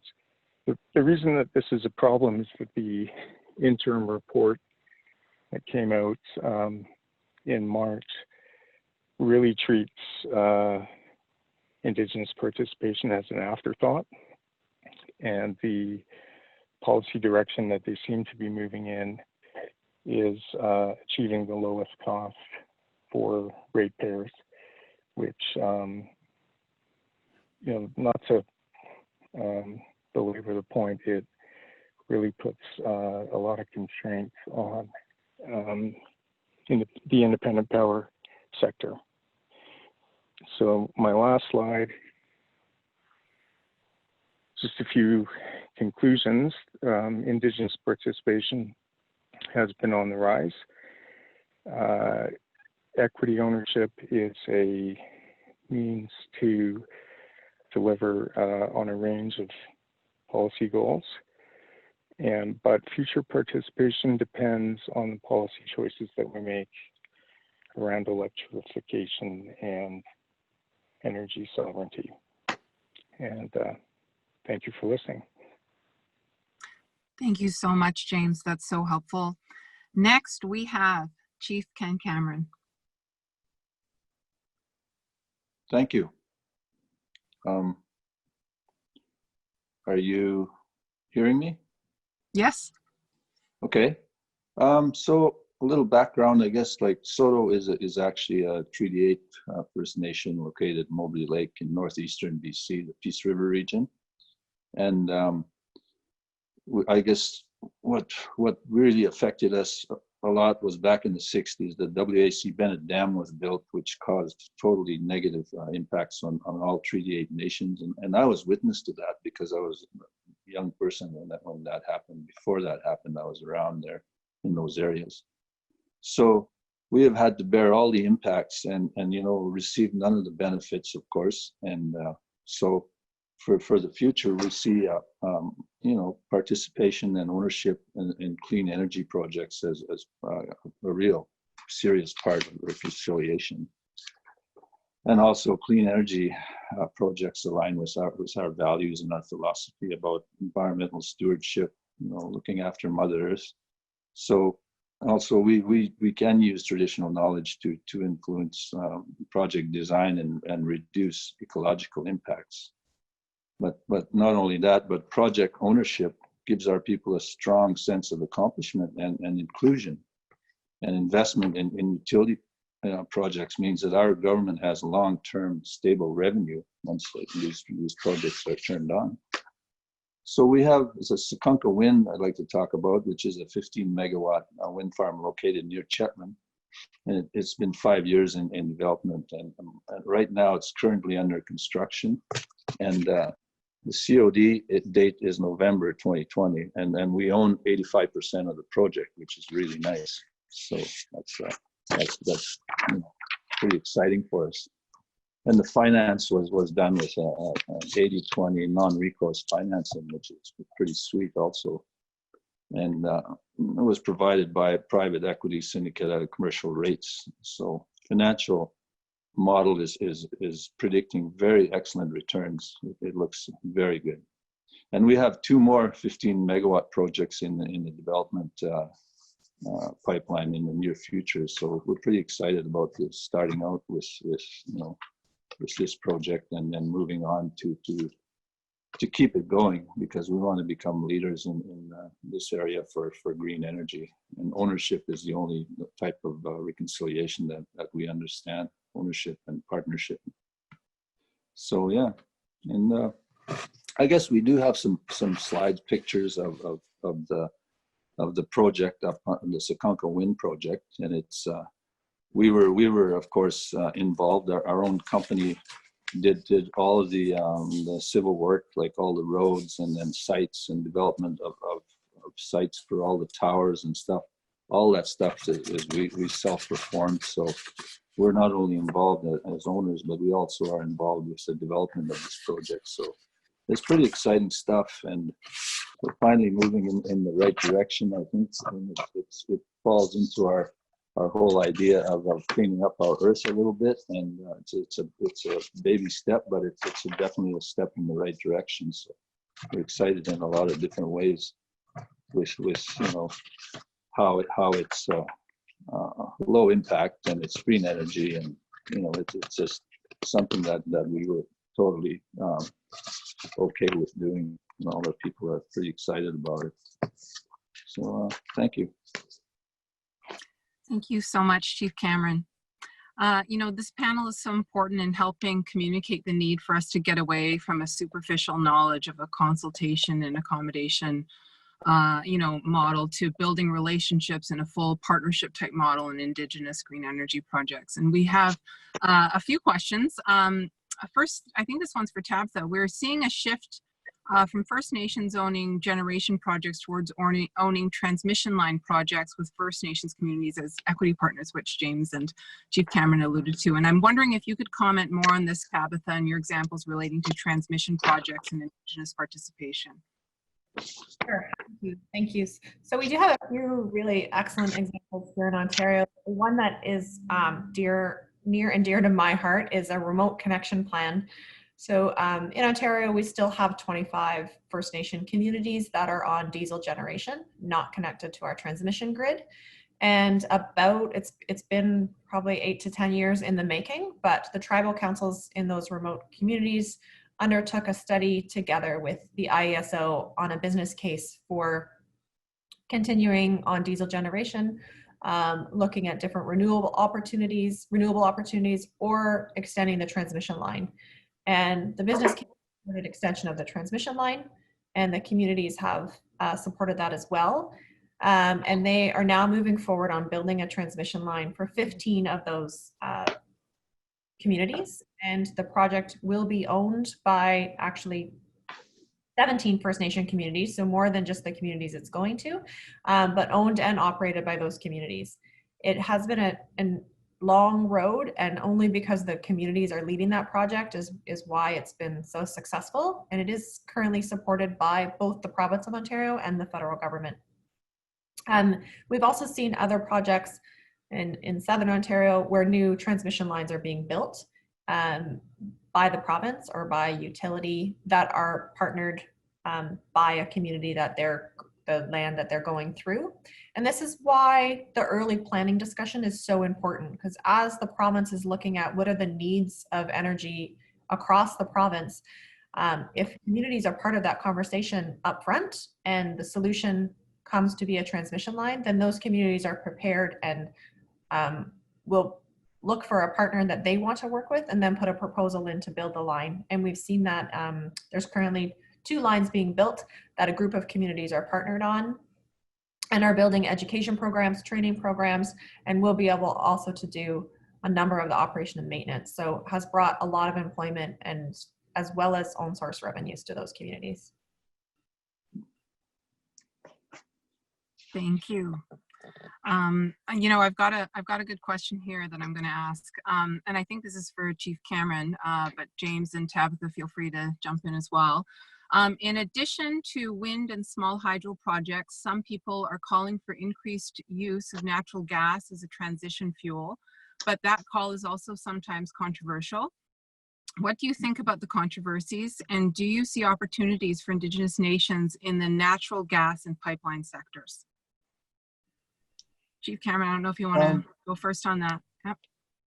Well, I guess a good example of that would be the LNG project, which is, you know, exporting clean gas over to China to help reduce the greenhouse gas emission in that country. And I think, you know, I see that as a form of green energy and a reduction in greenhouse gas for sure.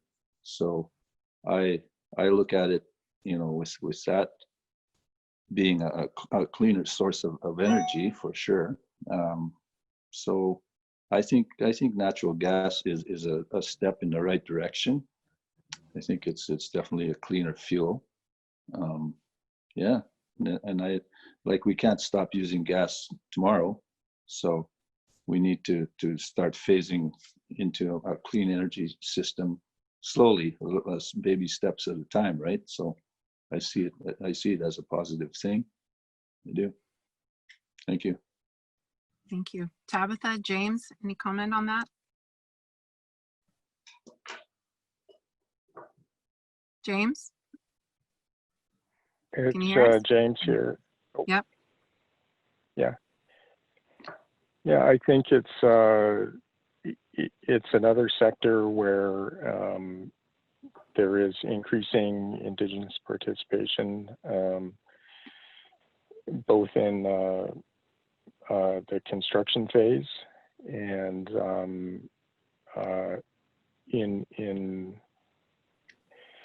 impact benefit agreements, and also there are some opportunities for First Nations to own some of the pipeline infrastructure. So I think, generally speaking, I think that sector is moving in the right direction. And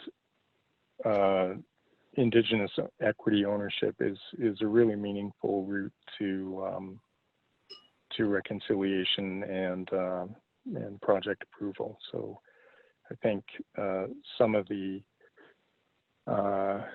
industry participants are recognizing that and are also moving in that direction.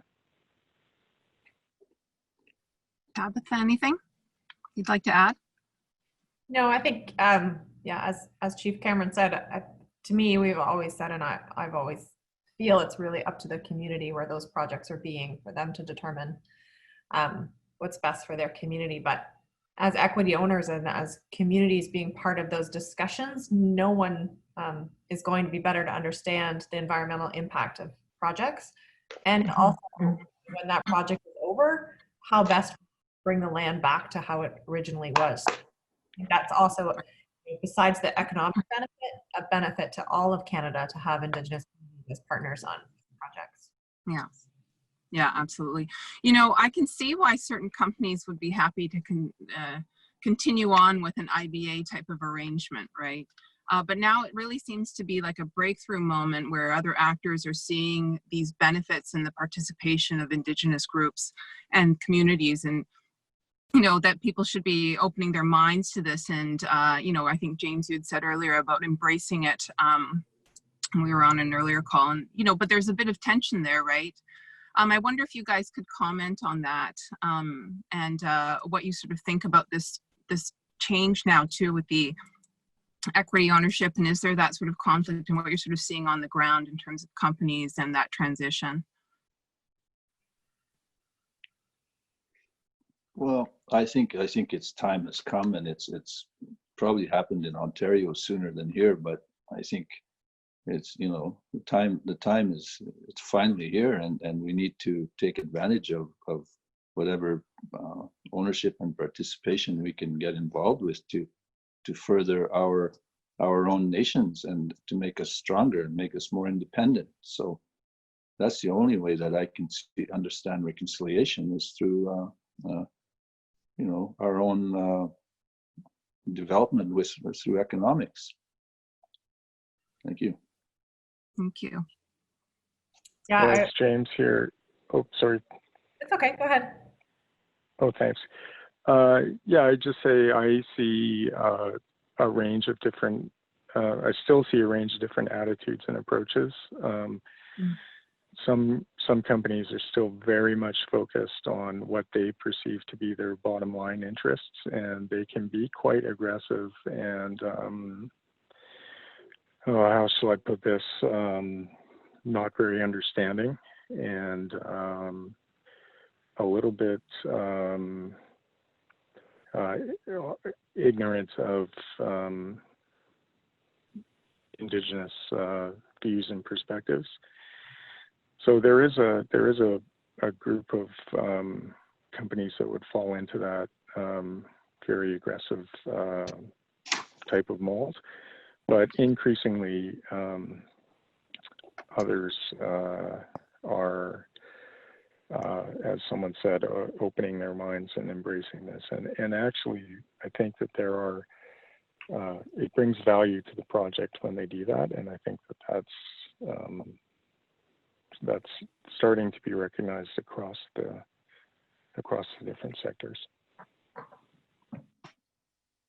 Yeah, I think I would agree. I mean, we do see some real positive insights and positive organizations that are happy to work from an equity position, and I think more communities assert that an IBA is not enough in order to build projects. The more we're going to move forward, and I would say in Ontario, a lot of that had to do with policy having to drive those initial agreements and equity partnerships, and requiring that in order for proponents to be able to get IPPs or PPAs, we call them here in Ontario.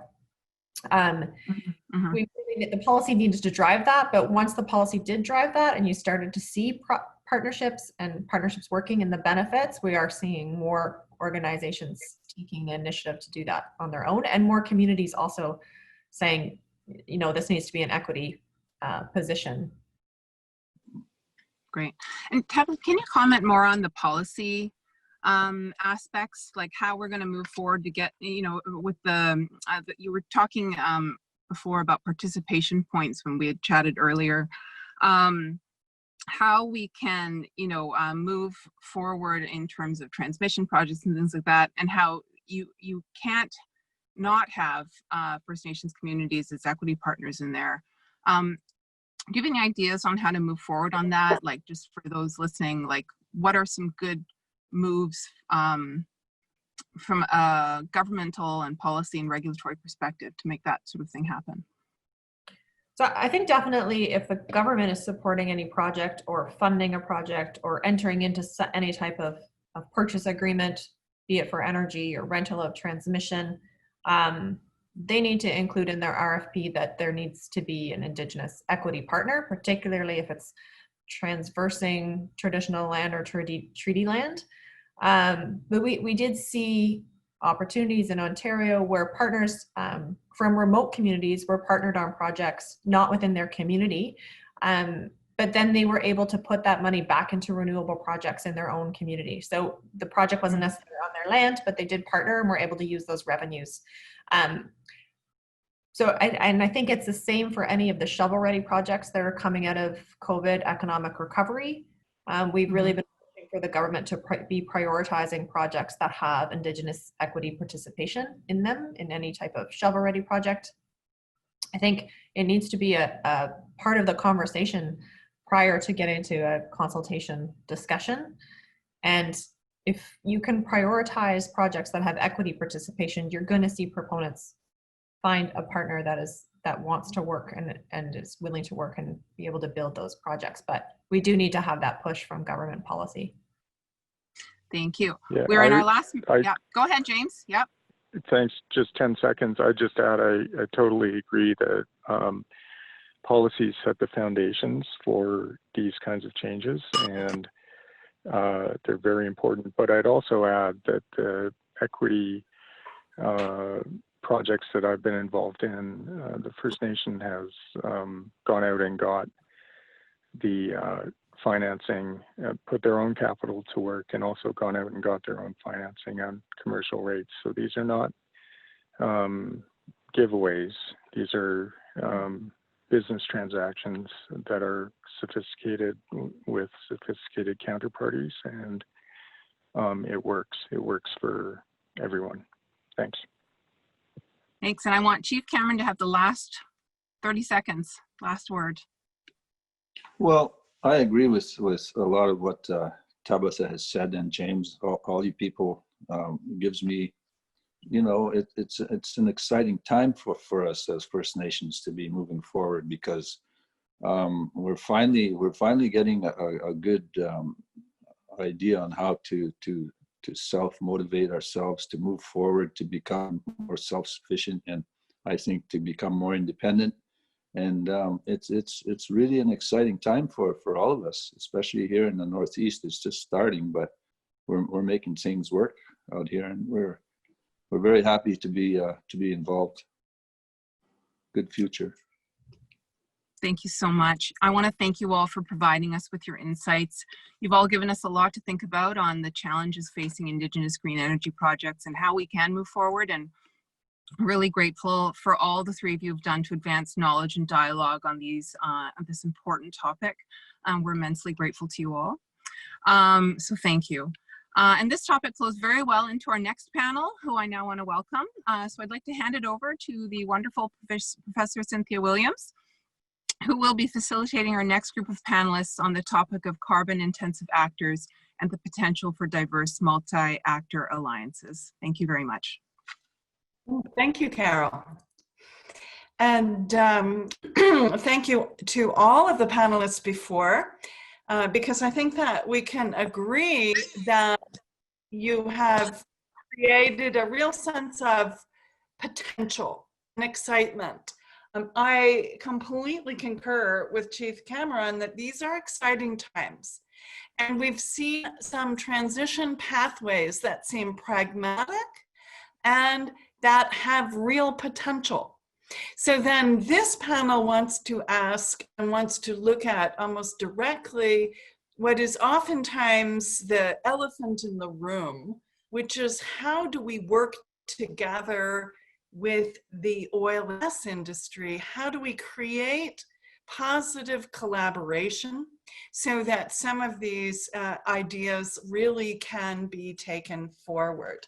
And so on this panel, we're really quite privileged to be hearing from industry, investors, and universities to start to look at some of these collaborative initiatives. We'll hear first from Arlene Strom from Suncor Energy, Chief Legal Officer and General Counsel. And then Kevin Thomas, who's the CEO of SHARE, which is the Shareholder Association for Research and Education. He's in their Toronto office. And then we'll conclude with Christy Stevenson, Executive Director of the Peter Dillon Center for Business Ethics at the Sauder Law School at UBC. And I'm Cynthia Williams from Osgoode Hall Law School, and together with Carol Liao and Janis Sarra, we are the co-principal instigators and investigators of the Canada Climate and Law Initiative. So thank you all very much. Arlene, over to you. Thank you so much, Cynthia. I'm particularly pleased to be with this crew today as a UBC law alum, and grateful to my colleagues at UBC and to Osgoode for facilitating this very important conversation. As I was thinking about what it meant for multi-stakeholder alliances and the potential for collaboration in this. I was reflecting on sort of what sustainability leadership means for Suncor, and I was struck by the centrality of relationship for some of our most meaningful for collaborations. And following on the last panel, I can give an example of our collaboration with the Mikisew Cree First Nation and Fort McKay First Nation, where we have ended up in $1 billion equity partnership with them. That came from the centrality of the relationship with the chiefs and our current CEO, who invested the time to build relationships and understand underlying interests that we could pursue together. But I want to focus my discussion on another kind of collaboration with an investor. And it's not to detract from other types of alliances. I think our performance in all of these areas is influenced by best practice, by the changing global context, by sharing information. Some of it is negotiated outcomes. Some of it is regulated outcomes. Some of it is a cooperative relationship. But I think the most meaningful collaborations have been based in relationship and have impacted our governance and allocation of capital and impact on strategy. So if I could go to the next slide, please. I wanted to focus on just one item on this chart. It's just a bit of an overview of some of the milestones that have been important to us. But if you look at 2017 in our first climate report, that was founded in a relationship with one of our shareholders. NEI Investments in 2016 brought forward a shareholder resolution recommending that we improve our disclosure around climate risk or carbon risk.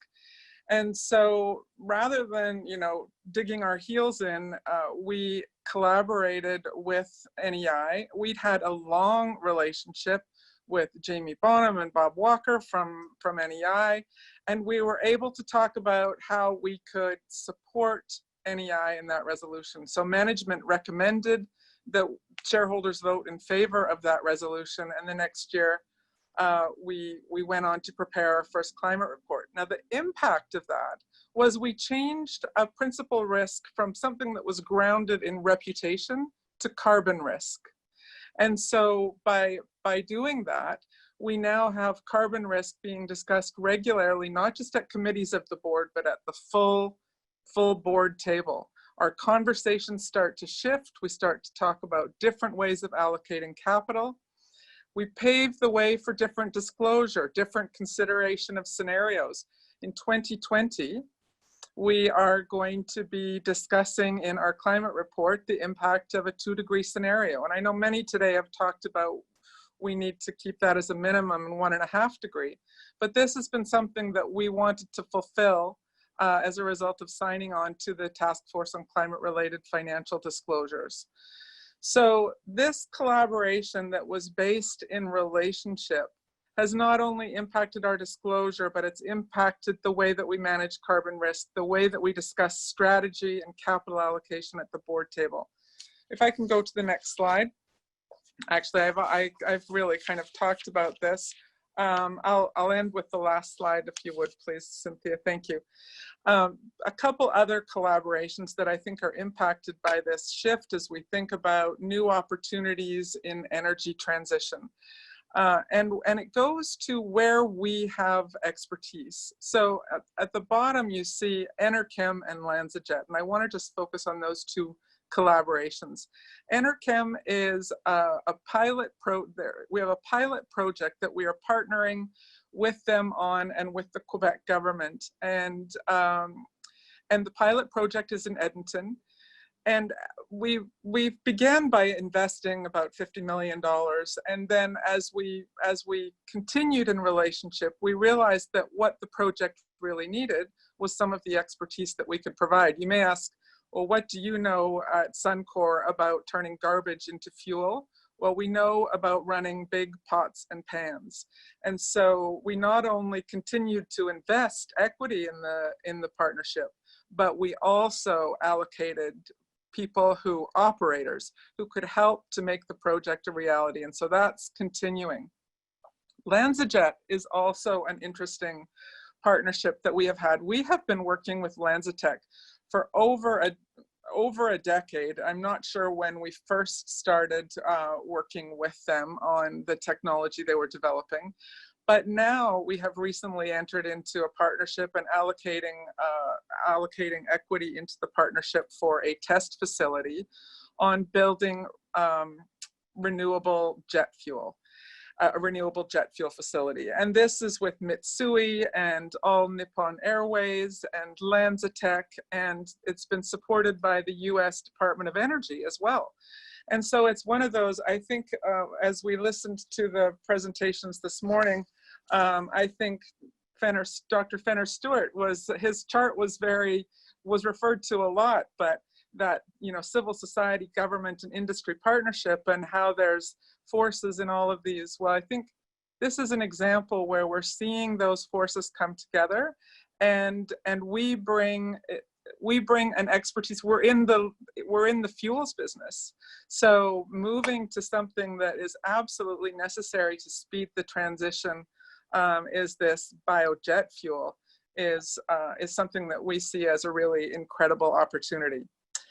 So I'm conscious of the time, and there's other panelists, so perhaps I'll pause there, Cynthia. Thank you.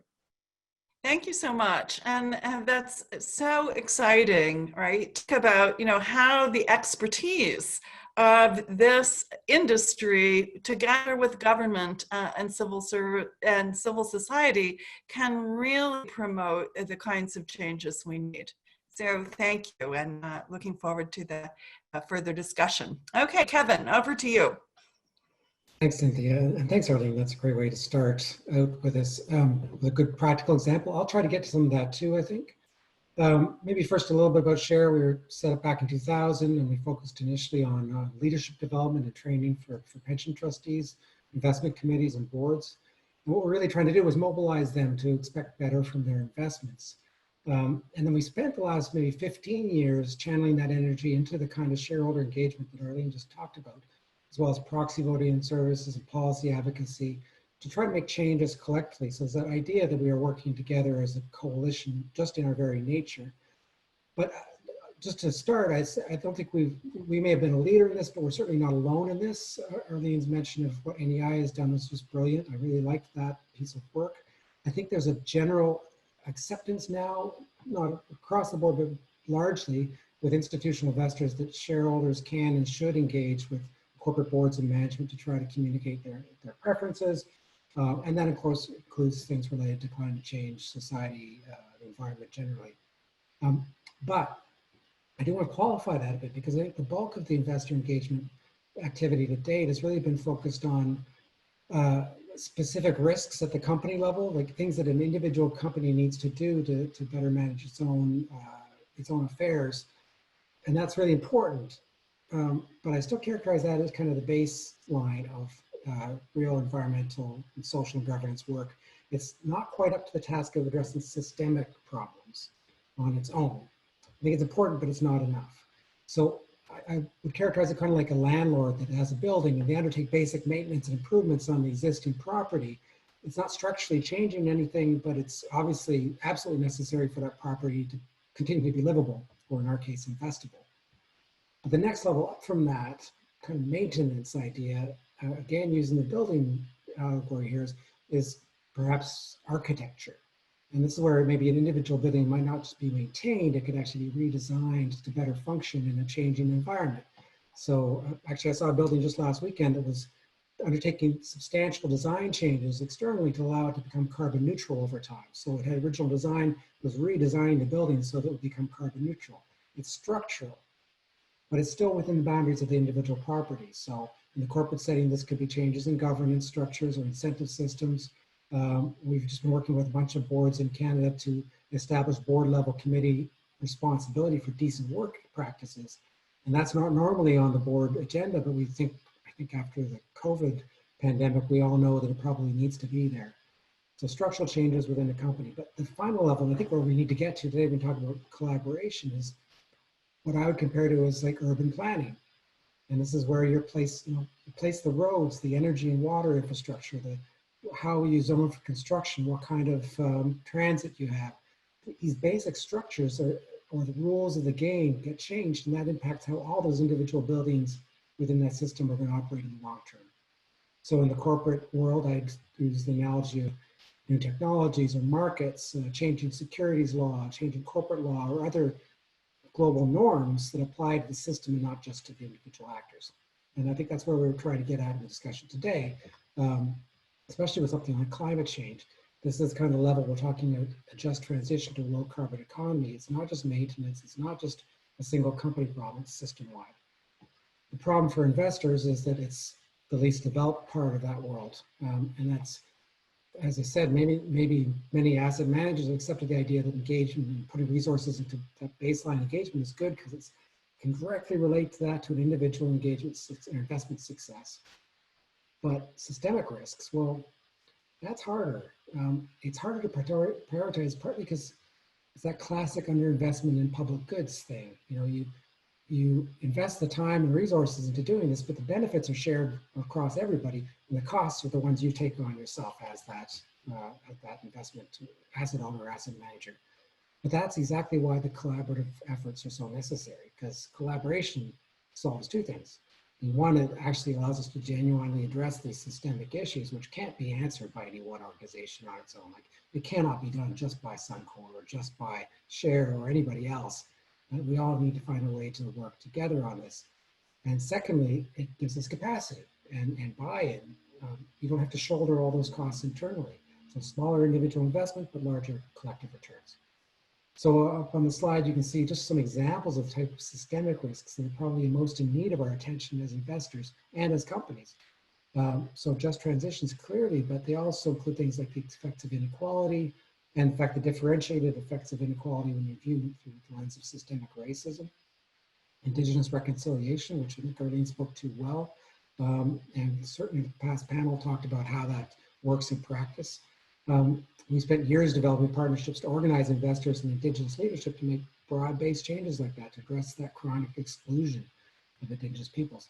And I could go on, but I'd rather get into the practical examples of the kinds of things we probably want to nurture if we're going to make these transitions.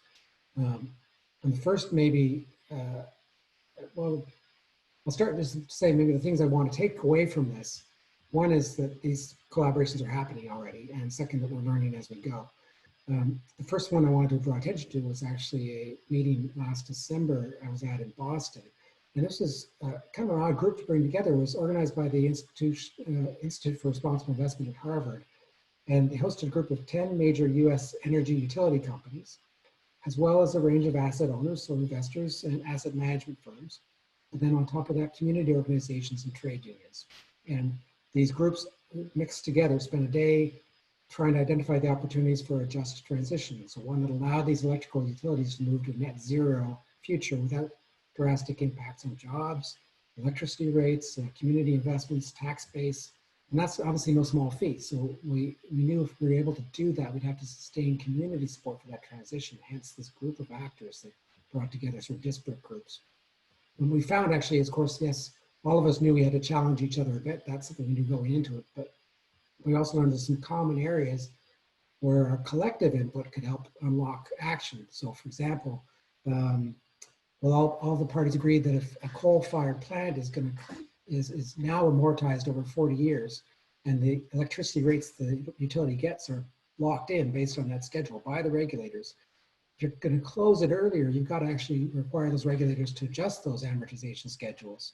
And that's going to require support from community stakeholders. And then shareholders are also going to need to understand and support advanced schedules for asset retirements without punishing the company for making that move. So can we do it? Of course we can. But we need to actually have those dialogues together to see where we can jointly advocate for something that makes the rest of it possible. So I'm going to think about where we need to go in terms of the kinds of coalitions we're looking at. I don't see developing one big coalition of the willing, but rather targeted opportunities where we bring together particular coalitions, at least in the short term. So last year, for example, Share, we challenged a number of companies in the Canadian energy sector to develop ambitious methane reduction targets. And with some of the companies we engaged, they took up that challenge and set targets. But one of the things we realized in the course of that work and the engagement and the dialogue is that we have a real problem with the measurement and detection with regards to methane emissions. And B, we don't have any consistent reporting that's useful for investors in addressing methane and methane reduction targets. It's not well developed yet. And that's something that's going to have to be done between both the people who are operationalizing this and the people who are relying on that information. So there's opportunities for collaboration, probably because they're not unique to any one company, and because the system's only going to work if we can establish standardized practices across the industry. So actually, to that end, we're now reaching out to companies to gauge interest in some practical technical workshops on both of those issues, and hope is that we can drive real reductions in this area, because it's one of the most potent greenhouse gases across the industry, as we know. Another area which we talked about today is, of course, the intersection of sustainable finance with corporate and government actions.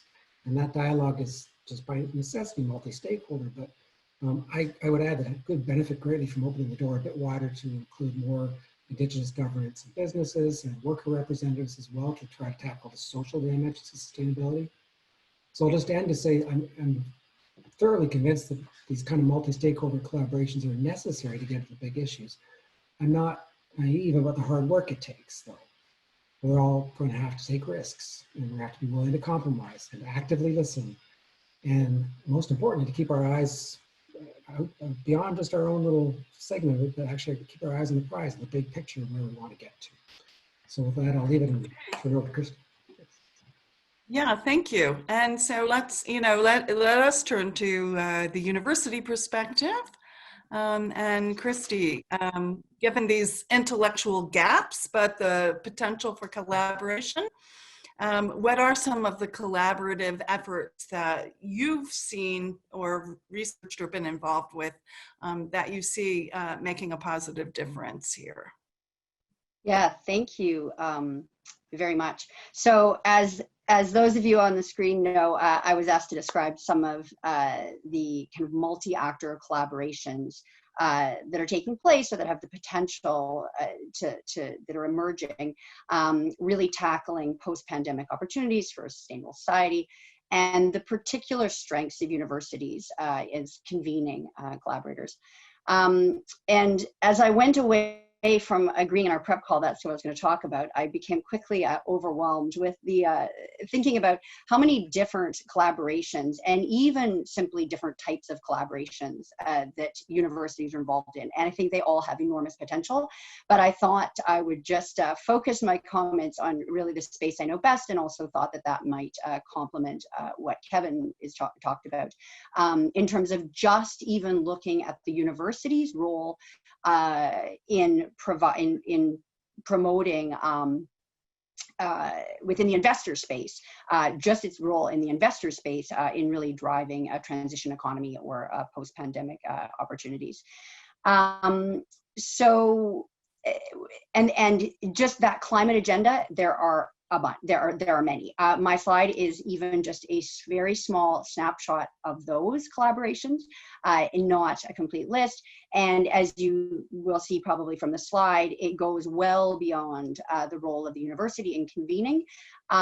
Because when I thought about it, I realized that one of the reasons I find the university to be such an exciting, having so much potential, exciting participant, is because what makes them potentially impactful collaborators in accelerating the pace of decarbonization is because they really are fundamentally multi-stakeholder institutions of themselves. So I was thinking of Fenner's, Dr. Stewart's Venn diagram, and thinking, at the university, like, we have our own Venn diagram.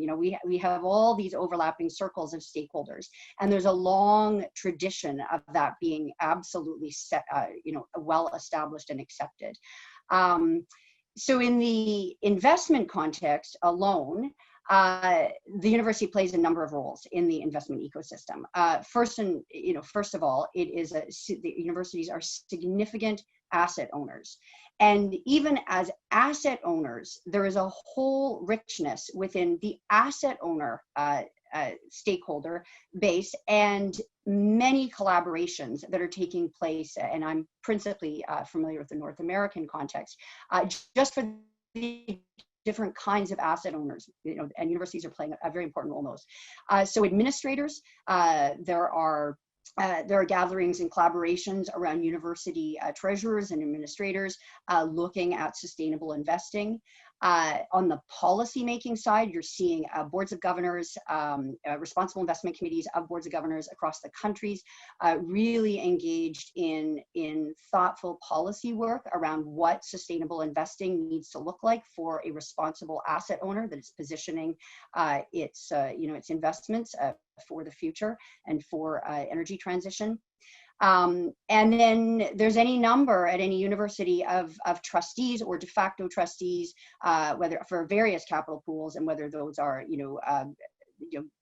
pension plans, on the defined contribution or the defined benefit side, which both have implications for collaboration around the nature of the work, depending on the nature of the assets, and then sort of internal capital pools the universities are also asset owners of and overseeing.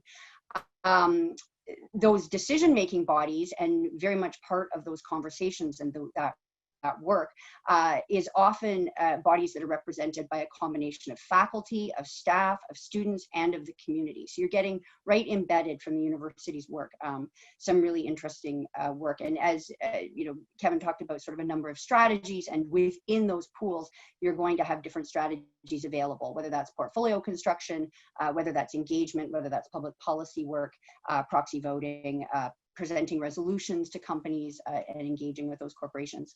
So beyond the asset owner role, universities are often involved in investment management, separate and distinct from the asset owner roles. And in some cases, those are manager selection functions, and in some cases, they're actually managing in underlying assets themselves. Clearly, universities are very involved and have huge potential to be involved through researchers and academics that are subject matters in responsible investing and have sort of the time and bandwidth and the lack of kind of commercial barrier incentive to really dig deeply in some of the key issues that are going to be important as we move collaborations forward around sustainable investing. There's also responsible investment subject matters in the form of educators, and we are, educating future industry professionals, at business schools, public policy schools, law schools, who are going to be the people that are driving the sustainable investment agenda, post-pandemic. And that takes both the form of informal and also, for credit training. And then you have convening initiatives, and obviously we're all here because of CCLI, and there's, informal events, there's all kinds of opportunities where universities are also involved collaboratively. Just the handful of examples I have up on the screen here are looking at a charter recently of Canadian charter around addressing climate change. The Canadian universities have been signatories of. There's something called the UC3, which has emerged, not focused exclusively on investment, but certainly has a policy and research function, which I think offers a lot of opportunity in that area. SHARE has a number of exciting initiatives, some of which are specifically aimed at the educational realm. You've got the Harvard Trustee Leadership Forum, which is not only run by university, but involves trustee participants. The Principles of Responsible Investment has an academic network. Canadian Coalition for Good Governance has members, which are universities, both in the asset owner and investment manager category. And then there's a number that aren't even on the slide, like 350.org, which, the genesis of which is really in university setting, and something called, as a sort of other end of the spectrum, International Sustainable Finance Faculty Consortium, faculty members working around North America to advance sustainable finance as an academic discipline. So I'll stop there. I think I've more than used my time, but look forward to any questions. So thank you. Actually, there are two questions that have come in. One is for Arlene and one is for Kevin. So Arlene, let me turn it over to you first. And, we've heard some, fantastic ideas about today about transition. But the question here is, well, where is the leadership in industry? Other than Suncor, which, has really been a leader, right? When you're when Steve Williams came out in favor of a shareholder proposal on climate risk disclosure, right? That was unique. So the question is, though, does Canada risk becoming something of an international pariah? I'm using the terms from the question, by not going as fast forward on the transit as it needs to. And where is the leadership to make this really happen? Thanks, Cynthia. It's a great question. I go to where I started with relationship. And so, I see the leadership across sectors. I see it, back to that Venn diagram. I see it not only in industry, I see it needing to be coming from civil society as well as from government. And so I look to leadership in each of those areas. And I think, where we're getting to, and I go back to the example that I used of the impact on strategy and capital allocation, that came from relationship with investors. And I think we're going to have to continue to have those kinds of conversations and a willingness to include broad actors in this. We bring a lot of capital to the table, and so we want to be part of that. When we look at our industry, we're looking at it being sustainable over the long term, and we know that requires different allocation of capital. So I'm not sure if that's a good answer. I think that leadership is, as Kevin said, it requires this broad, multi-sector integration, action right across. I wrote something down that Alison said in hers: concerted, integrated, multifaceted action. And I would say the same for leadership. So it feels unsatisfying in a way, but I think that's the reality of a complex system-wide problem like this. Yes, okay. And so as a follow-up to that, what is the role, or what are the roles of public pension plans in providing this leadership? I think we're, a good example is the Climate 100 group. We're engaging with them. We engage with various shareholders, plans who have an interest in what we do through series, through our own shareholder engagement. And so I would say, they have a significant role in that engagement and understanding, we start with good governance, Cynthia, and our shareholders are telling us your performance in environmental and social areas will come if we are comfortable that you have good governance. And so I think that's in part why I used the governance example too, because I appreciate Kevin's point. It's not the be all end all, but it's so foundational to making this change across the system. So I would say they have a significant role.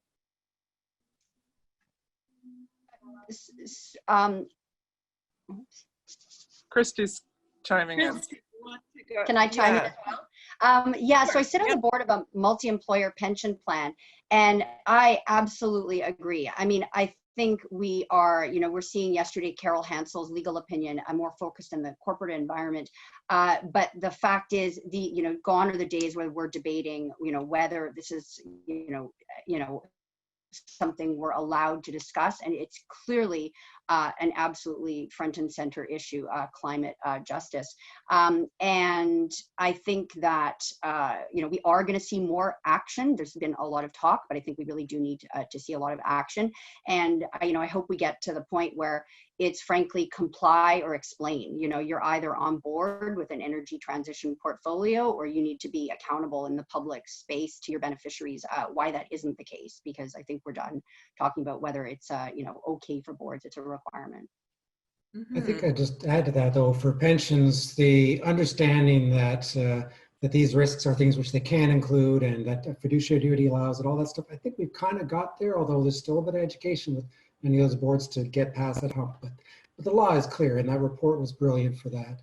Where I think we haven't quite got enough is the unlocking the potential of those actors to also be advocates in terms of public policy and in terms of that systemic level stuff. They're getting better at managing the portfolios and saying, yeah, our managers should include these risks, but there's a lot more that can be done. And I think as we expand the understanding of the impact of public policy, for example, on investment risk, then the obligation, I'd say, to actually advocate forcefully for good climate policy should come to be part of the pension trustees' portfolio.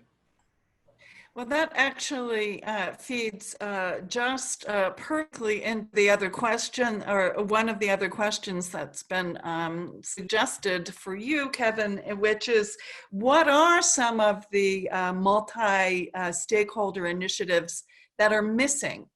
You know, what are the gaps? See, that's a longer question because there's so many of them. I think, no, but that's not fair because there have been, I mean, we started out today with thinking about the many different initiatives that are out there, and so many of them are multi-stakeholder in nature. So I don't want to belittle any of that process. I think that we found one of the gaps in terms of participation has been, so leaving aside the policy issues, the participation question, you alluded to this earlier, that we looked at Arlene and Suncor, say, oh, well, Suncor is there, that's great. But what about all those mid-range players that are not taking part in this, that have capacity questions themselves, or just haven't been engaged in this process? And that's also true on the investment side, that you get a lot of the larger pension plans or asset managers have the capacity and done stuff, but they have not mobilized at the second tier of that. So I think we have some participation side to get through.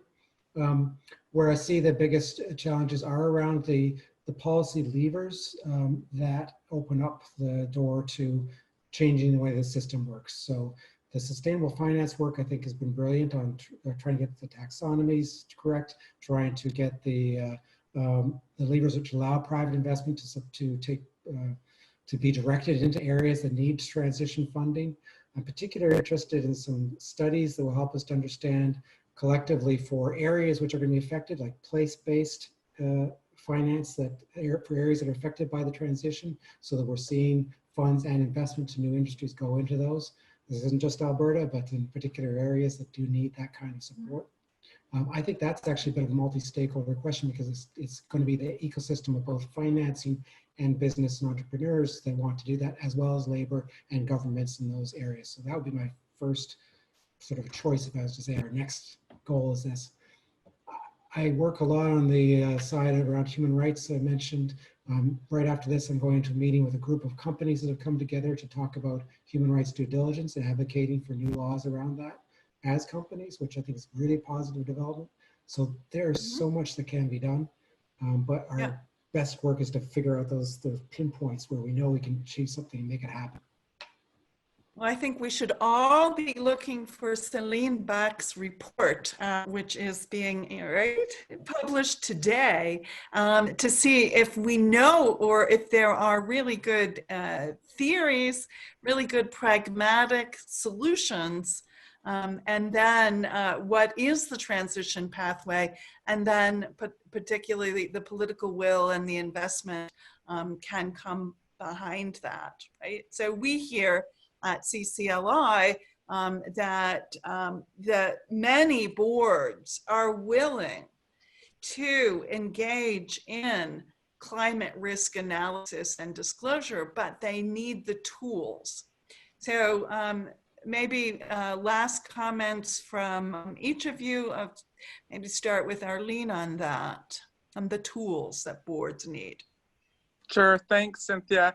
Well, I'm glad you referenced Céline's report, because this is a topic that Céline and I have actually had conversations about, and that's around, you know, we've talked today about green bonds, and I think there's a whole area we haven't talked as much today, but a little bit about transition bonds and what that means and how we make that market accessible so that, you know, so that it makes sense for us to participate. You know, we are one of those 3 companies that was mentioned earlier today that has gone to the capital markets in Canada. And so, you know, what would it look like if we were to participate in a transition bond? Could it be something where we don't have to ring fence, where we lower administrative costs around that, where there's a significant benefit, and where we can measure our performance in some of these key areas? So I think this is an opportunity area and would be a tool that would be useful for boards. Thank you. I'm getting the 30 seconds each in the from our organizers. So Christy. Yeah, in terms of potential for collaborations, I was thinking sort of, and I'm sure there's others, but 3 kinds of collaborations seem really obvious to me. One is really this sort of, I would think of it as like the sort of breaking bread, bringing together people with different viewpoints and really trying to build real shared understanding. And I liked Arlene's notion of that coming out of relationships. You don't change your mind until you can see other people's viewpoints. That doesn't happen until you trust people. The other, and I hate to use a football analogy, but is something where you kind of have a clear objective and you're really moving the ball down the field, where different actors are able to actually leverage different positions they come from to move something forward. And then the other is like, and I would use this to your question a bit with directors, around a kind of safe space, places where you can go and you're in a like-minded context and you can really talk with people that you feel you can, you know, admit your ignorance or talk about your frustrations with. So those would be 3 sort of types I would say would be useful. Okay, thank you. And Kevin, I'm afraid you're going to be cut off. That's okay. I just love that Christy used a football metaphor. I'm good. Thanks. I apologize for that, but thank you. And thank everyone. You see, we're going to be able to post Céline's report. And of course, Carol Hansel's opinion, which we're very excited about, the legal opinion about the fiduciary obligations of board members to consider climate change risk and consider disclosure. And thanking you all, I will now turn this over to Fenner Stewart for some closing remarks.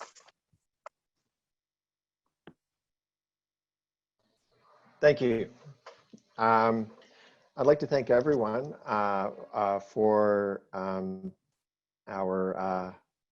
what we've done today. I'd like to thank the organizers, the participants, and those who have taken an interest in these important topics. This has been a strong start to an important conversation at this critical moment in the history of Canadian decarbonization. We hope to carry on this conversation over the fall, or over the summer and in the fall. Of note, it's been mentioned a number of times throughout today's event. Our next upcoming event is a webinar on July 9th. The title of the webinar is Putting Climate Change Risk on the Boardroom Table, and is by Carol Hansel, and she's a senior partner at Hansel LLP. So with that, I would like to thank everyone again. Have a good day.